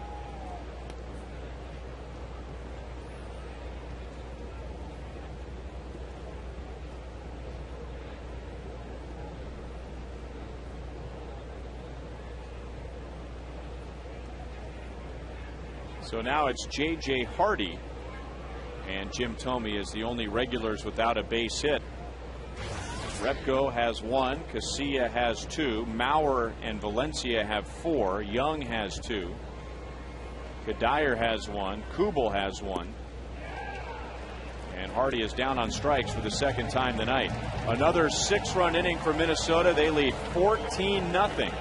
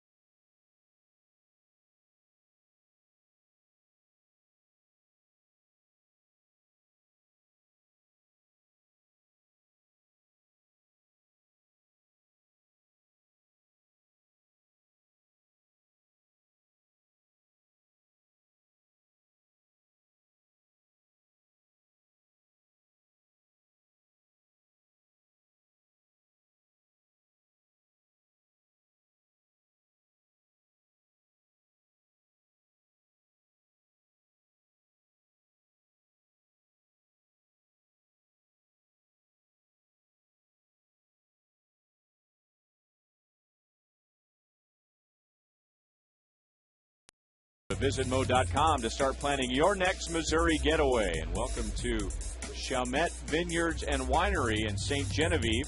Founded in 1990, Chalmette Winery sits amid magnificent rolling hills on 310 acres of land and approximately 70 miles south of St. Louis. You can sample the award-winning handcrafted wines while enjoying the views. To learn more, go to visitmo.com. Well, who was the last pitcher in Major League history to blow a 14-run lead?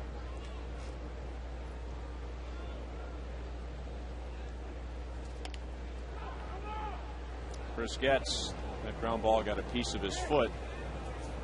So he's still alive at 1 ball, 1 strike. Getz singled in the third inning. Royals have only 2 hits in the first 5 innings against Liriano, and they are from left-hand batters. And we showed you early on how tough Liriano has been on left-hand batters, holding them to a 187 average, but it's a double from Pasednik and a single from Getz. Hardy at deep short unloads quickly, and Chris is going to have another hit. So all 3 hits coming from left-hand batters. Liriano retired 15 of 16 coming into this inning. Still in no trouble with a comfortable lead. Get the ball down, keep it on the ground, keep it in the infield. Here's tonight's AT trivia question. Who are the 3 Twins players to win the American League RBI crown?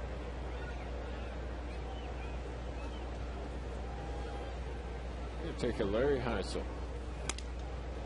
You're amazing. Out at second, and no double play, so the force will get Getz. And Pasednik who is 1 for 3, is at first base with 1 out.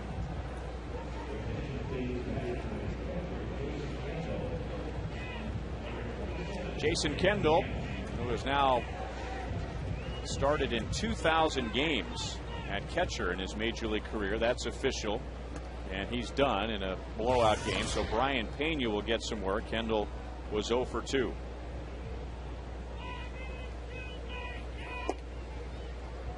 Well, we can start going to some of the obvious Minnesota Twins, like Kirby Puckett, Killebrew, Justin Morneau. Did he lead the league when he was MVP? I believe he did. What did they say? There were 3 of them? 3 of them.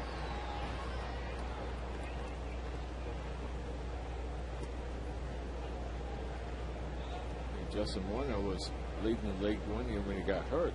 Didn't play in September, but ended up not leading the league, I don't believe.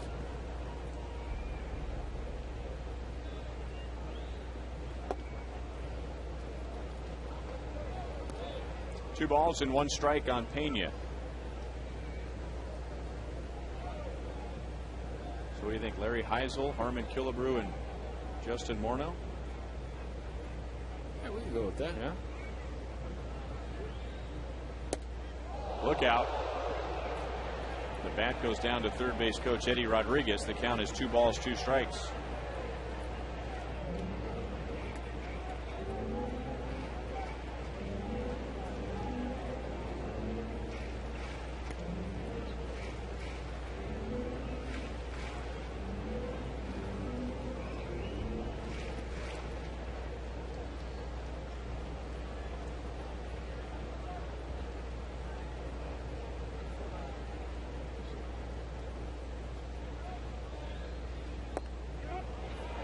Home plate umpire Rob Drake brings up Brian Pena.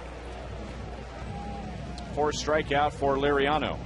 Let's answer our trivia question tonight. The 3 Twins players to win the American League RBI crown. Delman Young right now 5th in the league in RBIs.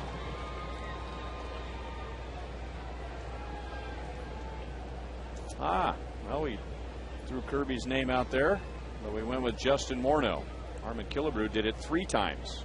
Good call on Larry Heisel, Split. Well, he was one of the big-time first free agents that came over.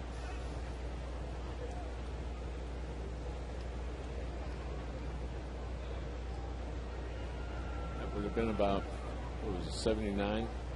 Is that what it said? 77. 77. Yeah, that was the first year. I remember him talking about all the pressure that was on a guy the last year of his contract before he became a free agent. Until he got the big contract, and talked about all the more pressure there was on that first year with the new ball club, trying to live up to the standards of a contract. As he continued to drive in run after run after run. That's the end of the inning. Repko making the play, lost track of the outs. You only need 3, especially if you're Liriano.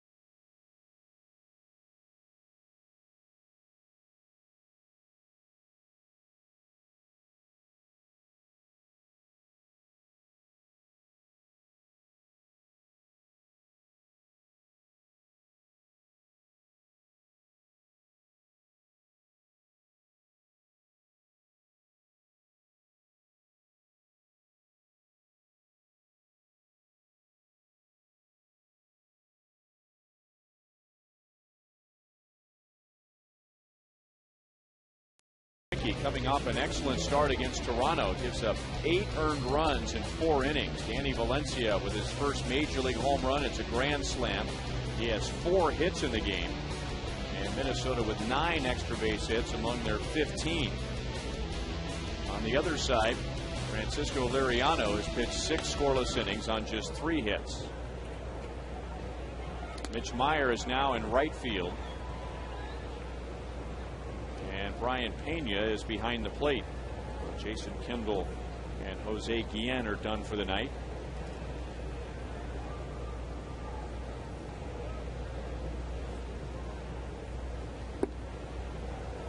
No balls, 2 strikes on Jason Repko. Second pitch of the game to Repko.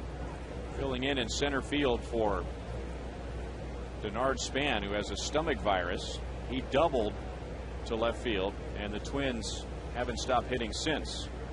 6 runs, 5 hits in the first inning. Another hit in the second. Zach Greinke actually retired the side in order in the third, but then 2 more hits, 2 more runs in the fourth, and 6 runs, 7 hits in the sixth. And Repko has his second hit.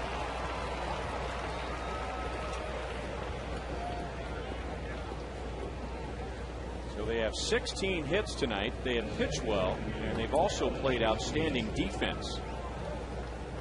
It's almost like they all have gloves that size, Split. That's a glove. And their bats are about that size as well. They know how to swing. I'll tell you, this is a Minnesota team that's a little different than some of the others because of the power numbers. Middle of the league in home runs hit, up near the top of the league in slugging percentage. When was the last time we saw that 5th in the league in that department? And 1st in the league in triples. Now, they have a new ballpark, so I think that's still in the process of playing out how that ballpark will play. But certainly a bigger ballpark than the Metrodome, maybe more suited for that triple. This team has some power. They'll feel a whole lot better when Justin Morneau gets back in there. 2 hits, 2 RBIs, 2 runs scored for AT KCA. Kind of an interesting club when you look at all the people who've been on the DL. Primarily middle infielders. Hudson a couple times. KCA once. J.J. Hardy once. So other than that, the corner guys, the guys who drive the ball, other than Justin Morneau, have been out there almost every day, or at least available. 2 balls, 2 strikes.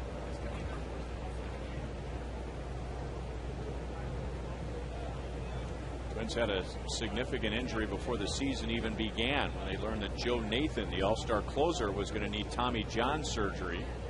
John Roush has done a nice job filling in for Nathan.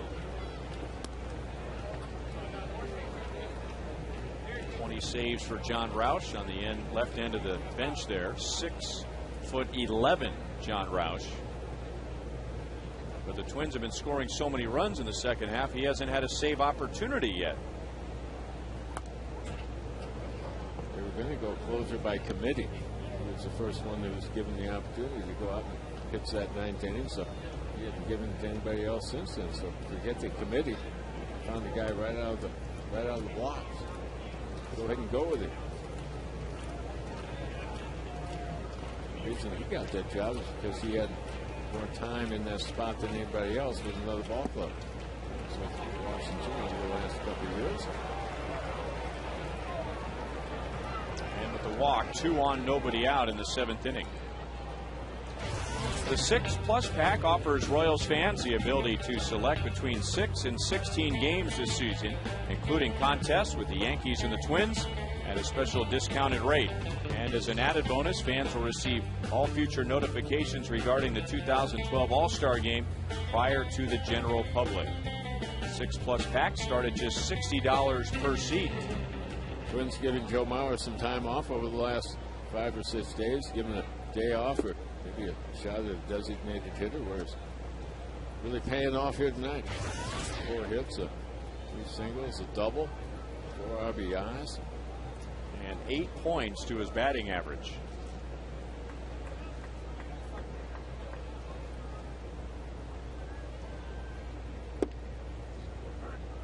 There are so many explanations, possible explanations, and why Joe Mauer has had an off year so far. He was hitting .295 when the game began. He has just 5 home runs, none at Target Field. The new ballpark is playing deeper to the alleys, where Mauer hits a lot of his home runs, especially left center field. He hits a lot of home runs to the opposite field, at least he did at the Metrodome. And since he is such a calm, cool, and collected player, you know, sometimes you look past the most human reason. He signed an enormous contract before the season began for 8 years. And it wouldn't be a huge stretch to think that maybe he is feeling some of the weight of living up to that contract. When you talk about that batting average, you're talking about a guy who has a career 332 batting average. So even after tonight, he was about 30 points off of that lifetime batting average. I don't think anybody really expected another 28 to 30 home runs like he did last year. I mean, the previous high before that was 13. So maybe that was the career home run year for him.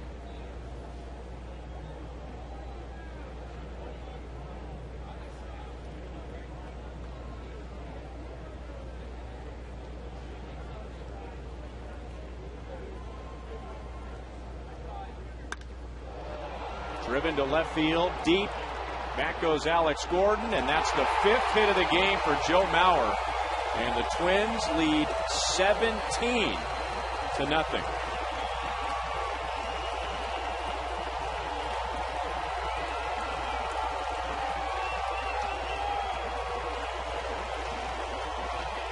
Well, he just showed you where he was a year ago today, and with that home run, you can talk about his average, you can talk about his home runs.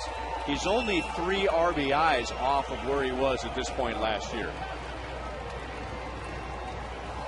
And Ryan, right now he has as many doubles as he did all last year. So I think we have to factor in that as well. Typical Joe Mauer hitting it all over the ballpark. Left center field, up the middle, right field. Now left center field. And this last time the home run straight up left field. Now the wind is blowing out a little bit, but he didn't need the wind on this one. Trying to go down in the way. That ball's about belt high.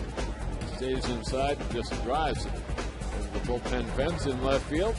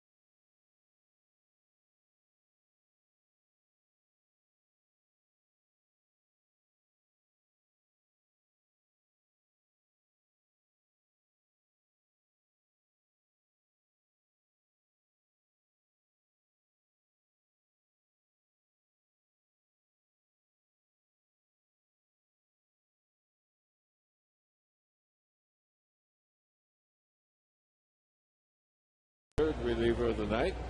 On to the 30th time this year. He's got a 6.5 ERA after a solid start when he came up from AAA Omaha. 3 more runs for Minnesota in the 7th inning. Nolan Young has 2 doubles, 2 runs scored, and an RBI. He has 30 doubles this year, 75 driven in. And he's batting .324.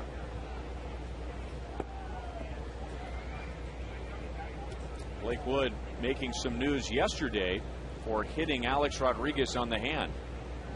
And Alex Rodriguez, last attempt on that homestand to hit home run number 600.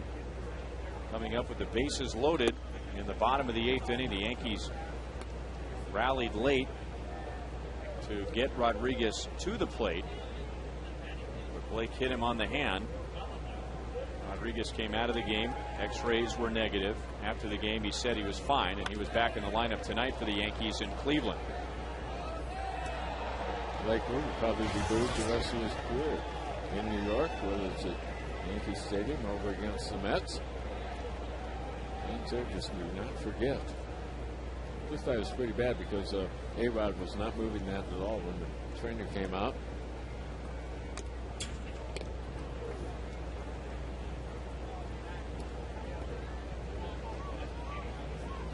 Pretty clear he was looking to get the home run on that previous swing when he took the swing and fell back on his knee.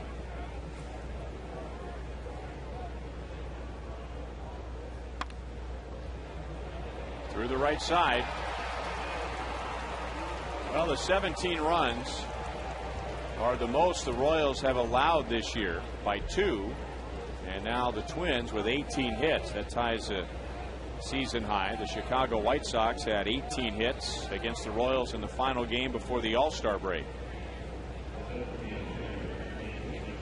And this game needs to end quickly so someone can take that boy home. Not that guy, the guy before.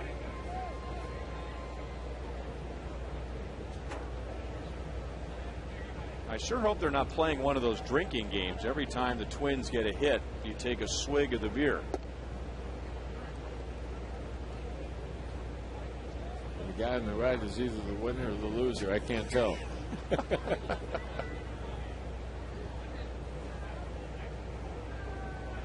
He has a very impressive sunburn.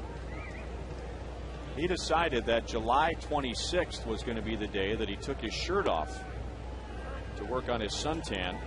So he went from a little shade of pink, a little darker pink, orange, red, and now he's working on purple. So what you're saying right now, he feels as good as he's going to feel in the next 24 hours. Not going to get any better than that, No. huh? No.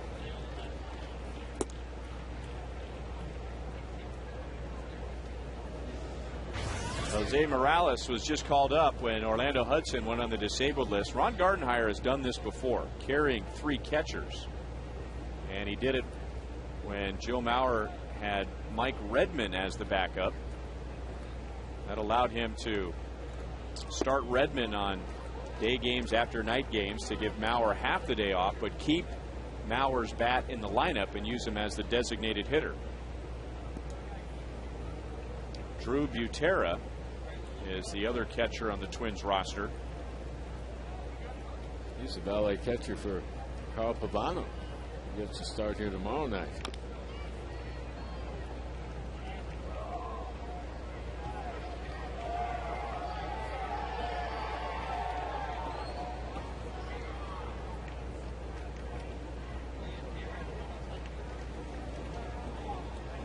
Zach Greinke has given up 8. Kanakoa Teixeira 5. Victor Marte 4.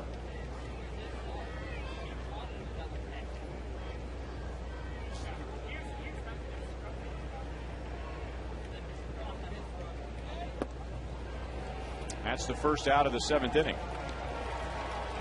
After all this damage on offense, Minnesota 17 runs on 18 hits. The Royals have struck out 10. This ball looks to be off the outside corner. Taylor Nashon on the fastball. Yeah, that's 3 or 4 inches off the corner. Looking to try to pull it. Couldn't get it done. First out of the inning.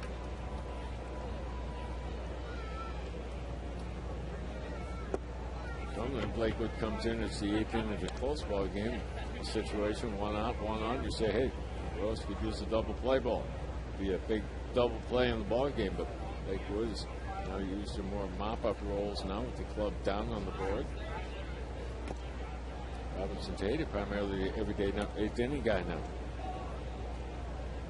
It's one of the transition points you make during the course of the season.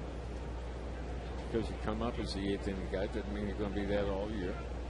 There's Sal Butera to the left. Talk about Drew, who's going to be behind the plate tomorrow for Minnesota. Dad now blending his scouting job with where his son goes. Yeah, he was told that he had to be here to watch someone, and he said, oh darn.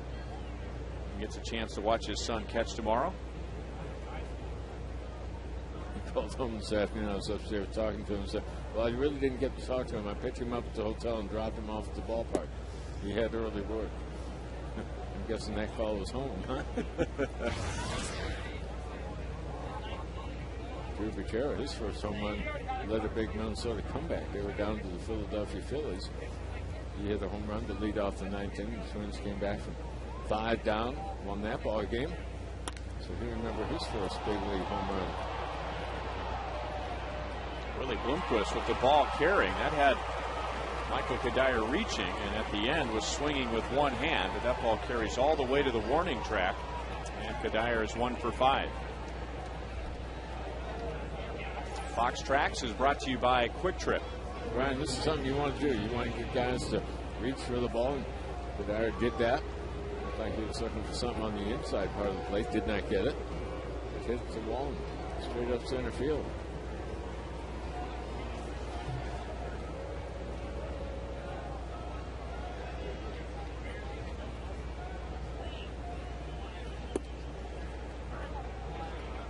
To Kubel, who isn't going to complain in a 17-0 game, but I don't think he thought that pitch was a strike. Kubel drove in 2 with a single in the 6th inning. Minnesota was 6 in the 1st, 6 in the 6th.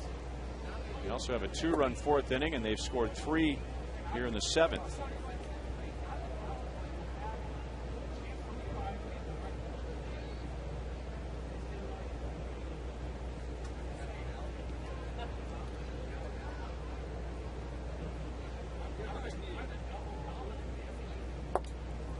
Two and one. One of the key items for Kubel's playing time is Minnesota's ability to move Michael Kadire around. Tonight, he's at first base, but in interleague play, they moved him from right field. He was playing third base. That allowed Delvin Young to stay on the ball game, kept Kubel in the game. And when they got to the American League, they got Jim Thome in the lineup, another left-handed bat. So the fact they can move Kadire around really helps a number of people out there. One time they thought Kadire would be the everyday third baseman. Then they thought maybe second base was his best position on the field, although he's a little bit big for an everyday second base guy. But he played well there.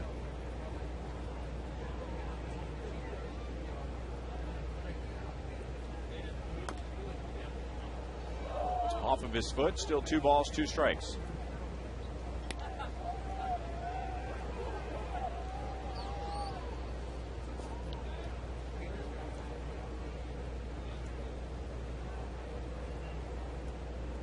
Kubel grew up in California, but he was born in Belle Fourche, South Dakota, which is in the Royals territory. There's a Royals radio network affiliate in Belle Fourche. In fact, that's also a territory that the Royals share with the Twins. I played a few places in South Dakota. I missed that one. I don't think it's a city marked by skyscrapers and other types of landmarks. They weren't in the North Central Conference, and they weren't in the Basin League. There were a lot of other South Dakota towns that were.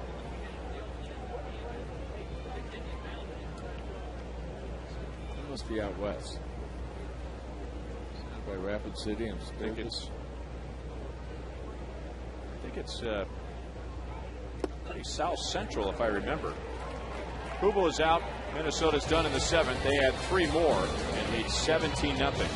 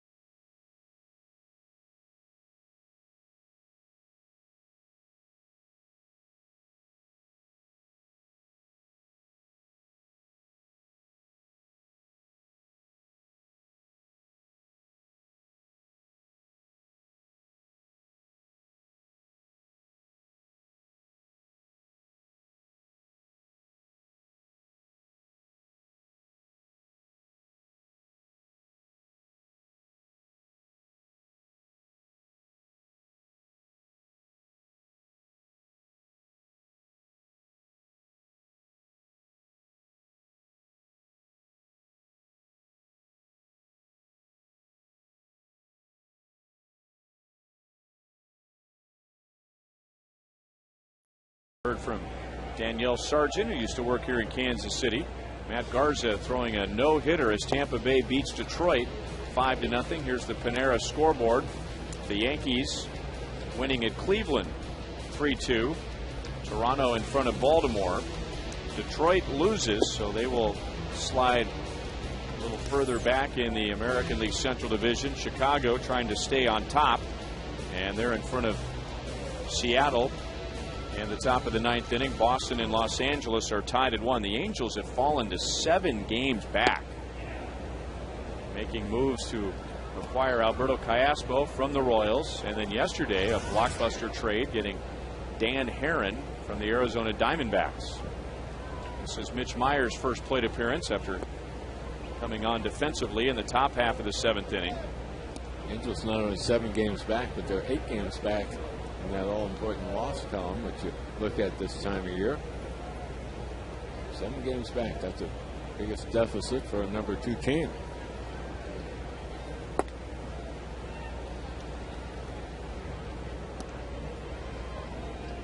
Meyer, Betemit, and Aviles in the 7th inning. 6 scoreless innings so far for Francisco Liriano. No walks and 4 strikeouts. That is strikeout number 5. Let's find Joel Goldberg. And where are you, Joel, in 17-0 games? Have we heard from you since the first inning? No, you know what? I was actually hanging out with Steve Palermo a little bit, brushing up on my rules in case we had some kind of weird catcher's mask play again today. But I do want to let everybody know that we've got real Royals trivia from up there at Rivals. Yes, Wave, I think that's Patrick up there. Every Friday home game on Royals Live, on the Hy-Vee Royals Live pregame show, we encourage everybody to come out early. We'll pick 3 contestants, and then you get a chance to answer Royals trivia questions. Get 1 right, it's a single, 2 a double, 3 a triple, 4 a homer. We'll start off easy. It'll get a little bit more difficult as we go along. All kinds of prizes available. You know, it could be a question like, what player in history did Paul Splittorff strike out more than anybody else? What do you think? I have no idea. I bet he got released. Well, what if I told you he's in the Hall of Fame? Really? Really? Oh, my. You know, I threw that one out there to Kevin Shank, who's actually coming up with a lot of these questions. Obviously, we can't use this now because everybody's hearing it, but I just threw that one out there to Kevin Shank, and he guessed it in 2 seconds. Really? Mm-hmm. Reggie Jackson. There you go. You guessed it in about 25 seconds. Reggie Jackson 13 times. Well, that's got to taste pretty good, huh, Split? So there's good news. Real Royals trivia every Friday between 6:30 and 7 on Hy-Vee Royals Live. Show up early because if you want to be a contestant, we're going to start picking those early on out at Rivals, and it's going to be a lot of fun. But we'll have more Paul Splittorff trivia as well. What time do we have to get there, Joel? Whatever you want. I mean, I can get there early. Yeah, you can help pick some of these people, see what their Royals knowledge is. You can help filter them out. When I get some of those questions, I'm really not very good at trivia. Well, obviously not. Should be a lot of fun, guys. Thanks, Joel. It's 0-2 on Mike Aviles, who has struck out, line to center field.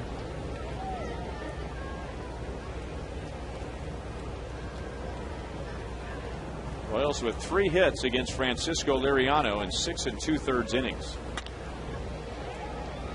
On the ground to Valencia, and Aviles is the 3rd out. So it's 7 scoreless for Liriano with a 17-0 lead.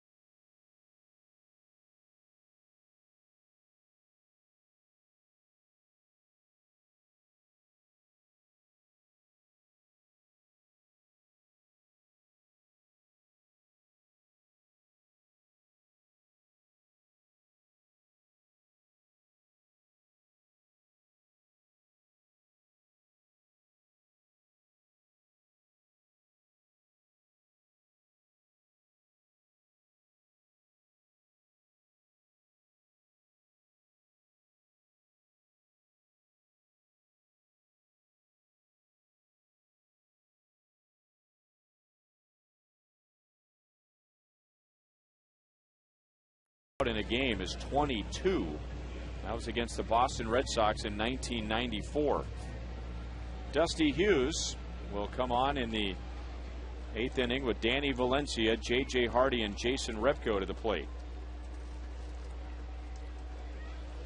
Royals finally have a pitcher tonight that is not allowed a run. Blake Wood giving up a hit but struck out 2 to finish off the 7th inning. Victor Marte gave up 4 runs in 2/3 of an inning. Kanekoa Teixeira gave up 5 runs in an inning and a third. And Zach Greinke gave up 8 in 4 innings. Valencia with a career-high 4-hit game and his first major league home run. A grand slam in the top of the 1st inning, which was the end of a 6-run inning for the Twins. They have 2 innings where they've scored 6 runs. They also have a 2-run 4th and a 3-run 7th. Royals at one time earlier this year had 3 lefties in their bullpen. Dusty Hughes the only one remaining. Bruce Chen in the rotation now. John Parrish has been designated for assignment. With Hughes being the only lefty out there, you probably don't want to go too long with him here tonight because of key left-handers they have in their lineup. You want to have him available every day. Even if you weren't going to plan on putting him in the ballgame, let the opposing manager know you got him in the pen and he can come in for a possible matchup. Be interesting to see if he's out there for the 8th and the 9th here tonight. Dusty says if he's used properly, he could throw about every day. It's something you see in the National League a whole lot of. Situation where a guy come in for a hitter, maybe 2 hitters, where they're going to lift him for a pinch hitter the next half inning. And usually for a reliever in the National League, they have 70, 72 appearances. Not so much here in the American League. Valencia on base for the 5th time. Tomorrow it's Bruce Chen against Carl Pavano. Pavano's won 12 games. 7:10 first pitch. And Hy-Vee Royals Live is at 6:30. And don't forget, tomorrow is the Royals Charities broadcast auction. Toby Cook was up here in the 3rd inning talking about some of the items that will be auctioned off tomorrow to benefit Royals Charities. And if you'd like to take a look at some of those items, you can go to Royals.com. There's the number to call if you'd like to participate tomorrow. Phone lines will open up at 6 o'clock. And again, the items at Royals.com/broadcast auction. I think the ground crew would interest me the most. Remember Joel did that a couple of years ago. We went out and worked with him for a couple of days. He did it on the pregame show. They called him Snake because he couldn't walk straight with the lawnmower. Kind of weave back and forth. The ground crew was all over him. I can't deny that.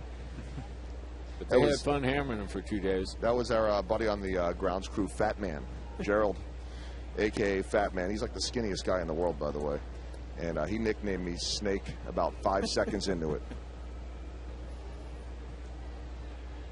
You know, I think we've always appreciated Trevor Vance's crew here. Trevor does a fantastic job keeping Kauffman Stadium beautiful. And for most people in the American League, this is one of their favorite, if not the favorite place to come on the road. Ballpark is great. Trevor's also very good at managing the weather so that the rain delays are as short as possible. Willie Bloomquist into right center, diving, coming up short. That's going to roll all the way to the wall. Coming around 3rd is Danny Valencia. Into 3rd with a triple is J.J. Hardy. It's 18-0.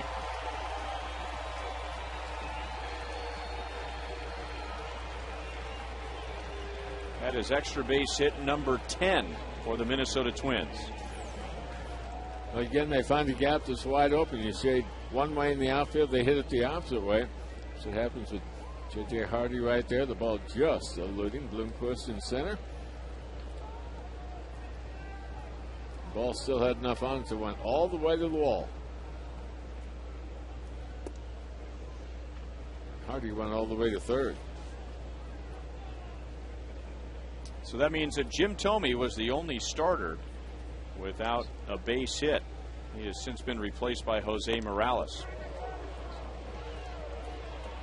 Now Repko nicked by the pitch. So runners at first and second with nobody out. And out comes Bob McClure. But anyway, talking about Trevor and his crew, we've always appreciated them and felt that they are one of the best in Major League Baseball. But I tell you what, I think we appreciate them more and more as we watch other teams trying to manage the tarp. Saw it a couple times over the weekend in New York. Of course, this is probably the highlight of the year right here. Was that Washington, wasn't it? Yep. Watch this guy. Yeah, but look at the wind blow. See ya. Yeah, but when was the last time, if ever, you've seen our guys lose the tarp like they did? Yankees had some trouble with the tarp during both of their rain delays. Yeah, the other thing George Soma said about Kansas City, he thought this was the toughest climate to grow grass. He said everything north of here, you can do all the bluegrass and you'll be fine.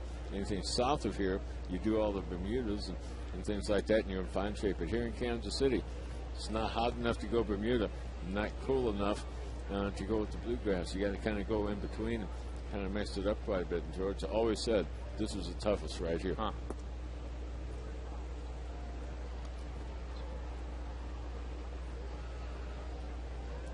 Because the other thing to do is the way they handle the dirt.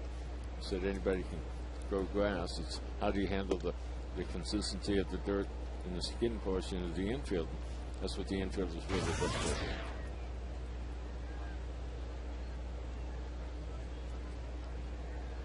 AT KCA has scored 3 times. That's into center field. And tagging at third is J.J. Hardy. He will come to the plate, and that makes it 19-0.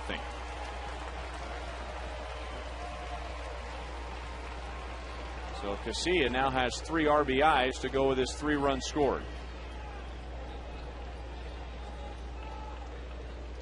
And now Drew Butera is going to bat for Joe Mauer. So his father Sal sitting behind home plate, scouting tonight's game. We'll get a chance to watch Drew hit up close and personal. So I asked Sal, is he better than you? Is he going to be better than you? He said, better than me right now.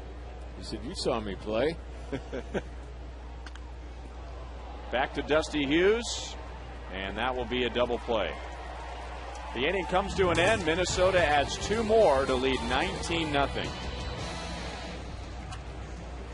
See with the Mets.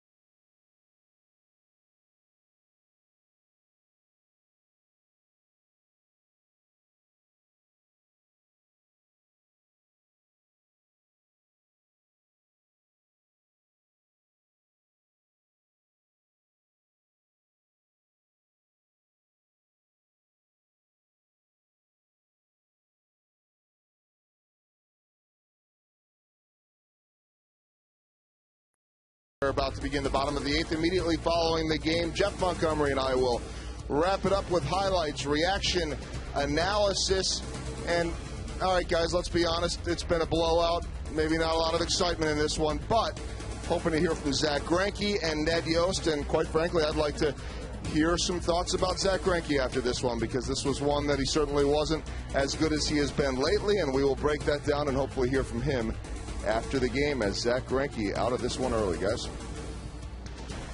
All right, I got an answer, maybe. You said you spent part of the evening tonight with Steve Palermo. Yes. And did you discuss that ruling yesterday in New York? I did. You want to know the rule? I know the rule. We recited the rule yesterday, but I think what Joe Girardi was arguing is that, yeah, the ball was lodged in the catcher's equipment, and maybe they'll have to add something to the rule book after that, because it doesn't make it very clear whether the equipment is connected to the catcher or not. Obviously, yesterday it wasn't. The rule, though, is that if the, in this case, catcher, we're talking about mask, it could be other things, but if it's a mask, it's going to be the catcher, deliberately throws his mask at a ball, at a pitched ball. That was a pitched ball yesterday. Runners advance one base. My question would be, and this is what I asked Steve, as Alex Gordon has a hit down the line, is did he deliberately, Jorge Posada, throw that ball or that glove at the ball or the mask at the ball? And that's the question. Was it deliberate? Because if it was deliberate, then you get the one back. If it wasn't deliberate, it didn't need to be any kind of call. Well, but that wasn't the ruling yesterday, though. The ruling, because I heard Joe Girardi's press conference afterwards. Right. And Girardi said, when asked about that play, they said it was lodged in his equipment. So there apparently wasn't any thought to whether he had thrown the mask at the pitch ball or not. I think the replay, and it's the umpire's interpretation, right, but I think the replay clearly showed that he didn't do it intentionally. Right. But that the ruling was, since the ball was covered by the mask, that technically it was lodged in the catcher's equipment, even though it was a mask that was not attached to the catcher. So, right, and I know there is a rule, and I believe that lodged rule also applies to the umpire's mask. Right. Now, catcher or the umpire's gear. Yeah, not just the mask. But the other question I guess I would have is, I mean, when you look at the replay, that mask just sort of threw and kind of, when it was thrown, it bounced, and then it just landed on top of the ball. Right. Just covered the ball. Right. Maybe it'll happen again right now. Well, I'm guessing the rule is designed for if most of the time it's the ball getting caught in the chest protector, or maybe every now and then, or getting down in the shin guard or something like that. But there's just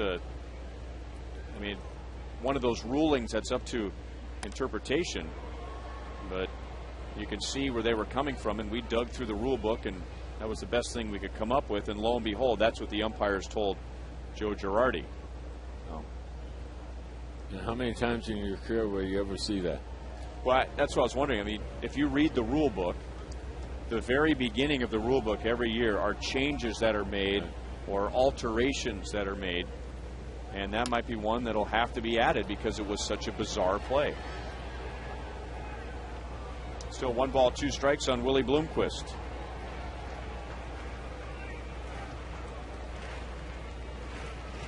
Ron Mayhay, the former Royal, giving up a double to Alex Gordon, just the 4th hit for the Royals tonight. Alex is 1 for 3. Willie Bloomquist is 0 for 2.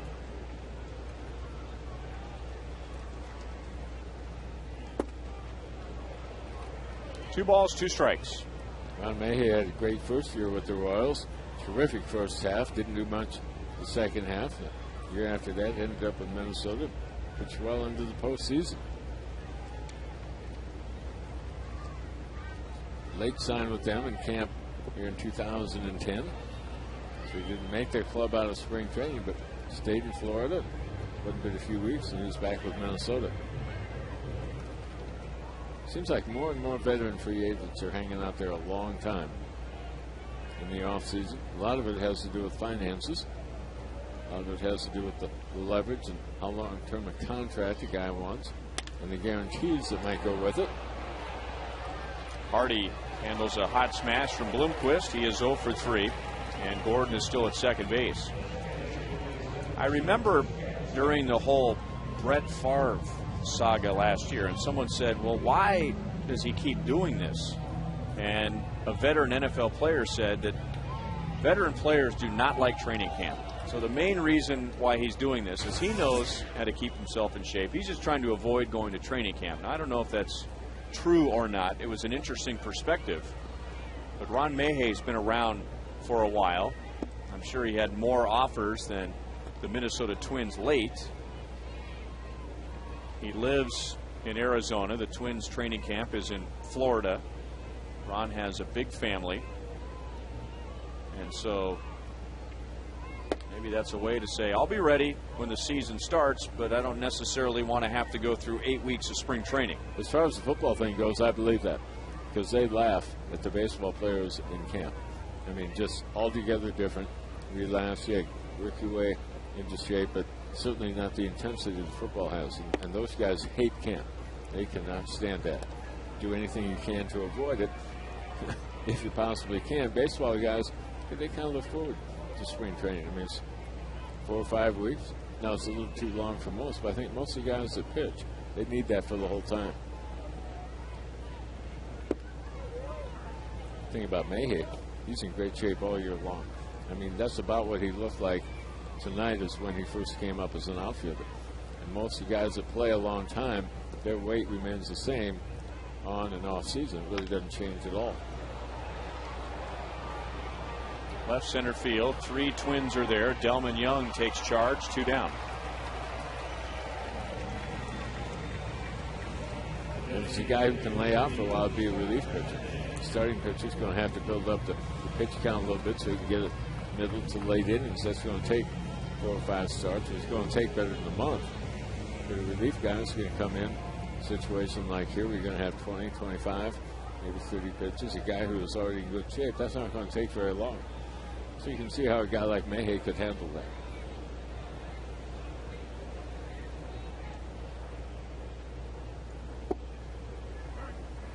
A strike to Scott Pioli, who has a 13-game hitting streak. Led off the bottom of the first with a double. 1 for 3. Also has his 30th stolen base, which matches his total from last year.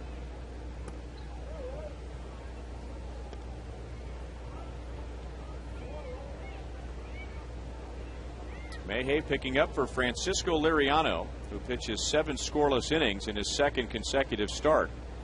Did the same thing against the Indians on Wednesday, and that final score was 6-0. And tonight it is 19-0 Minnesota.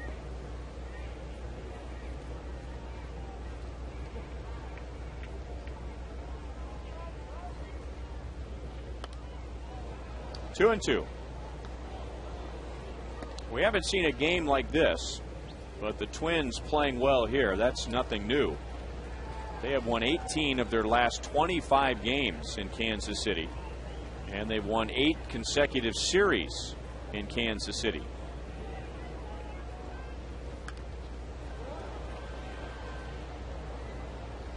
You think back to those games and those series, whether it be here or up in Minneapolis, you don't see ball games like this from Ron Gardner's club. You see a club that comes out very businesslike, very efficient, just kind of outplay their opponent.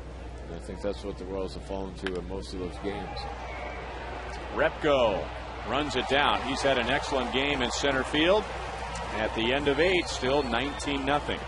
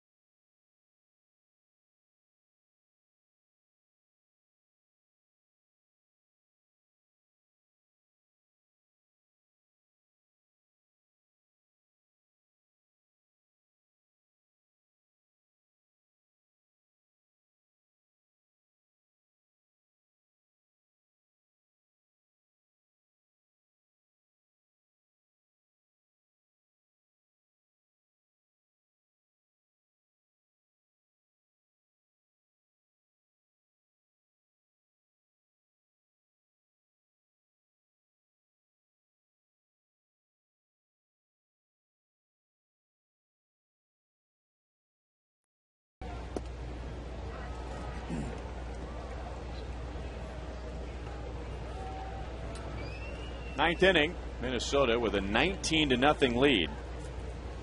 And offense scattered up and down their lineup. Delman Young, 2 doubles, 3 hits overall, 2 runs scored, and an RBI. 6-game hitting streak, batting at .326.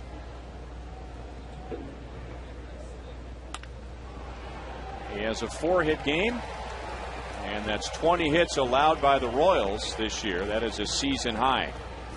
Now this gal almost ended up being a candidate for the Chevrolet play of the game. Defending herself almost like a boxer, putting her arms up. Gentleman comes over, gives her the baseball. Hey, thanks a lot. These are the real Chevrolet plays of the game. And there are numerous. Fine play at third base by Valencia. It's on Kendall in the first. Later in that same inning, Repko in center. And Posednik a diving stop at shortstop. Repko again. Francisco Liriano, he's been in the action tonight. That was in the 5th inning. He also had a fine play earlier in the game. Royals turned their second double play in the last 2 innings. Jose Morales grounding out 6-4-3.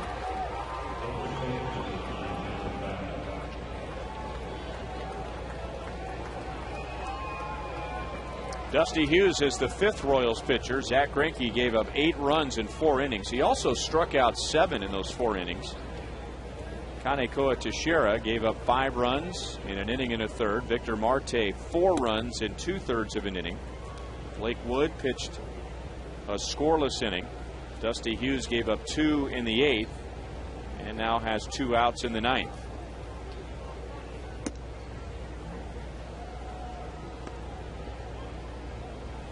Michael Kadire is 1 for 5. He has hit in 11 straight games.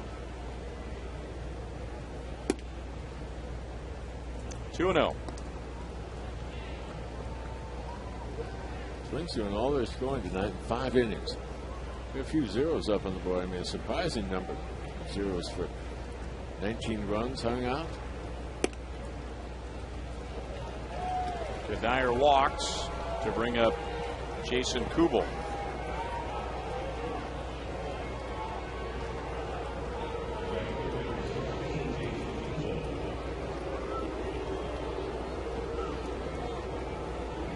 Remember, Minnesota had 19 hits yesterday in Baltimore, so they have 39 hits in their last 2 games.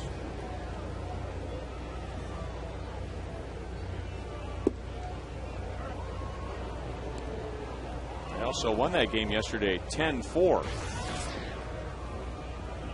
So 29 runs on 39 hits in back-to-back games. 1 ball, 1 strike on Kubel. If you're Carl Pavano, are you a little bit afraid to go out tomorrow?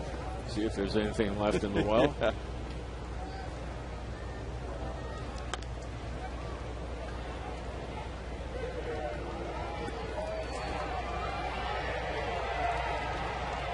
On the flip side, the Royals have given up 52 runs in their last 5 games.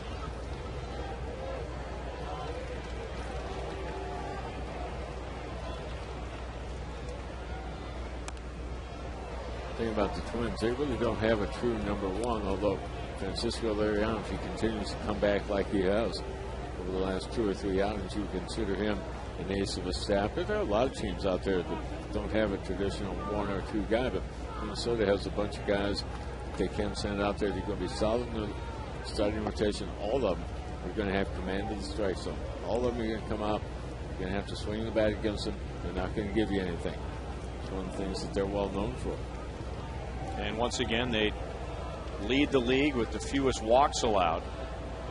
That's something that happens every year. Well, Johan Santana was a big strikeout guy, but he didn't walk many people. Before him was Brad Radke, who for years was the number 1 guy. You got 1 walk out of 9 innings from him, you were happy. Is that a piranha? I think that's a piranha.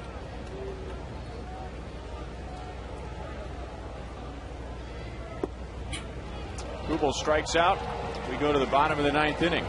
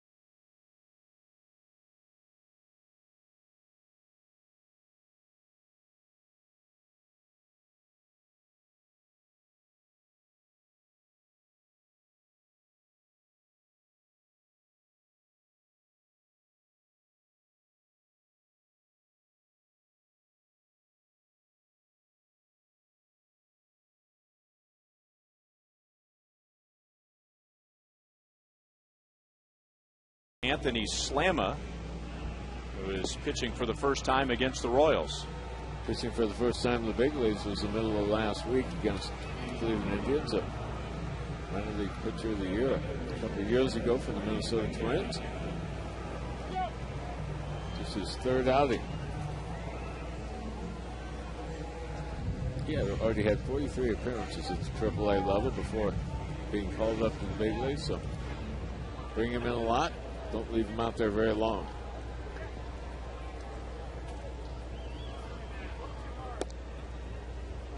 Brian Pena batted for Jason Kendall in the 6th inning and struck out.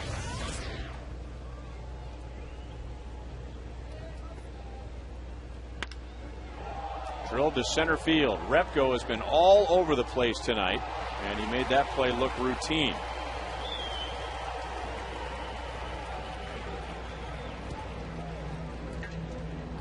A pretty good looking defensive player. Really good defensive player.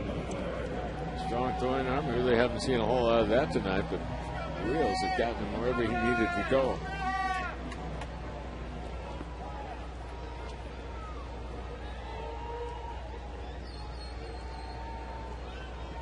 Tell Billy Butler all about Jason Repko. Perhaps the best defensive play of the game tonight was Repko against Billy Butler in the bottom of the 1st inning, going up against the wall, slamming up against the wall.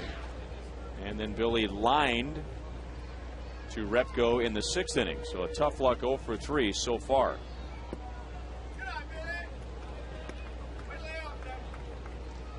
Repko hitting his first home run in 4 big league seasons for the Twins yesterday, filling in for Denard Span, who has a stomach virus, and filling in again for him tonight. An excellent game in center field, and a couple of hits and 2 runs scored at the plate.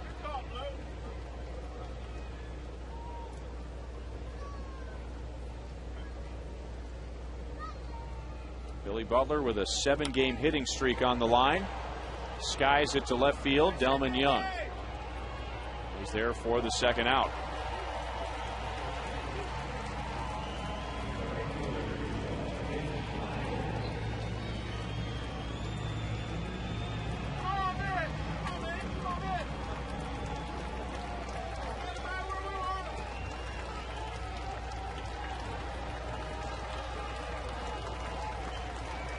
Second at bat for Mitch Meyer.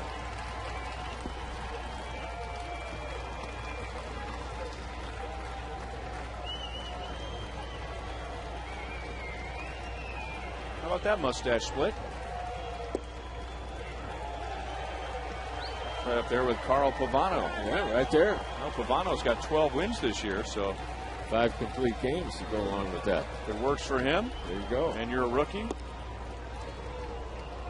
we'll try and find whatever edge you can get.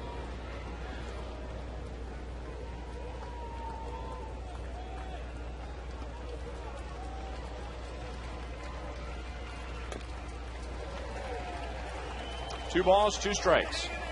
Slamma is from the Twins organization. He was a 39th round draft pick out of the University of San Diego. So a long shot to get to the big leagues, but he's here. A couple of years ago, the Twins minor league pitcher of the year.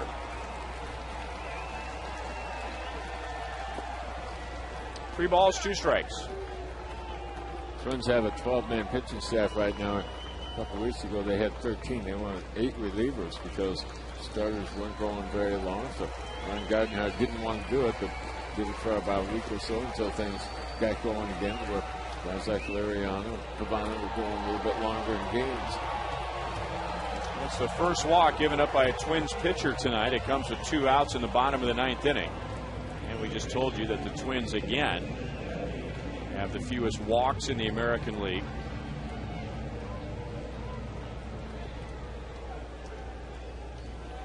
And now Wilson Betemit. 0 for 3 with 2 strikeouts.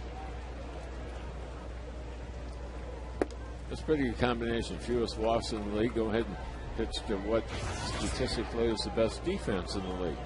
Minnesota making just 34 errors into play here tonight.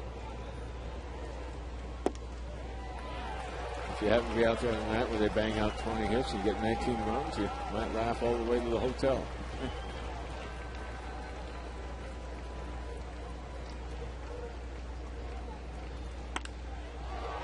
Line to left field. Delman Young can't get it.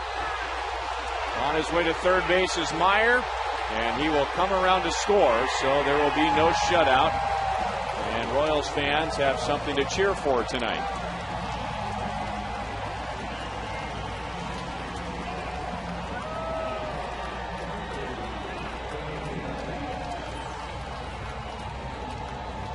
Twins have already completed 7 shutouts this year. So their bid to number 8 comes to an end here in the bottom of the 9th inning with 2 outs.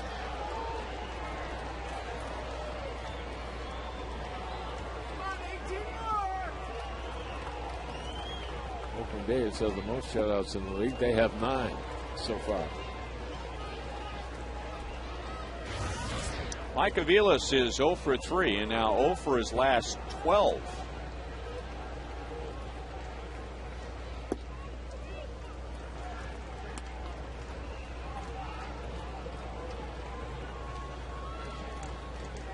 Last time the Royals faced the Minnesota Twins, Wilson Betemit never had a 2-run or a 2 home run game. The ball gets away from Butera. Betemit in that game homering from both sides of the plate. And the thing that was remarkable about that was that he had 2 plate appearances with the Royals in 15 games. Was hardly getting any playing time at all and was thrown in there to get a rare start and homered from both sides of the plate. And maybe there's the explanation for the 19-1 game tonight. 3 balls, 1 strike to Aviles.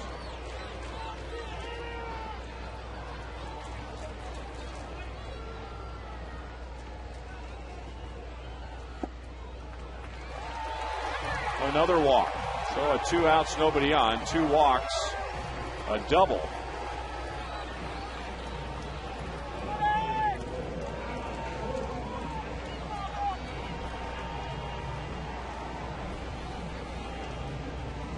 Ron Gardenhire in his 9th year as manager of the Minnesota Twins, and by today's standards that is almost a lifetime.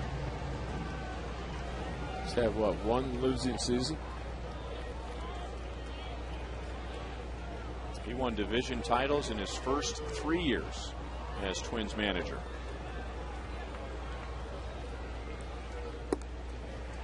Aviles moves up to second base. No stolen base.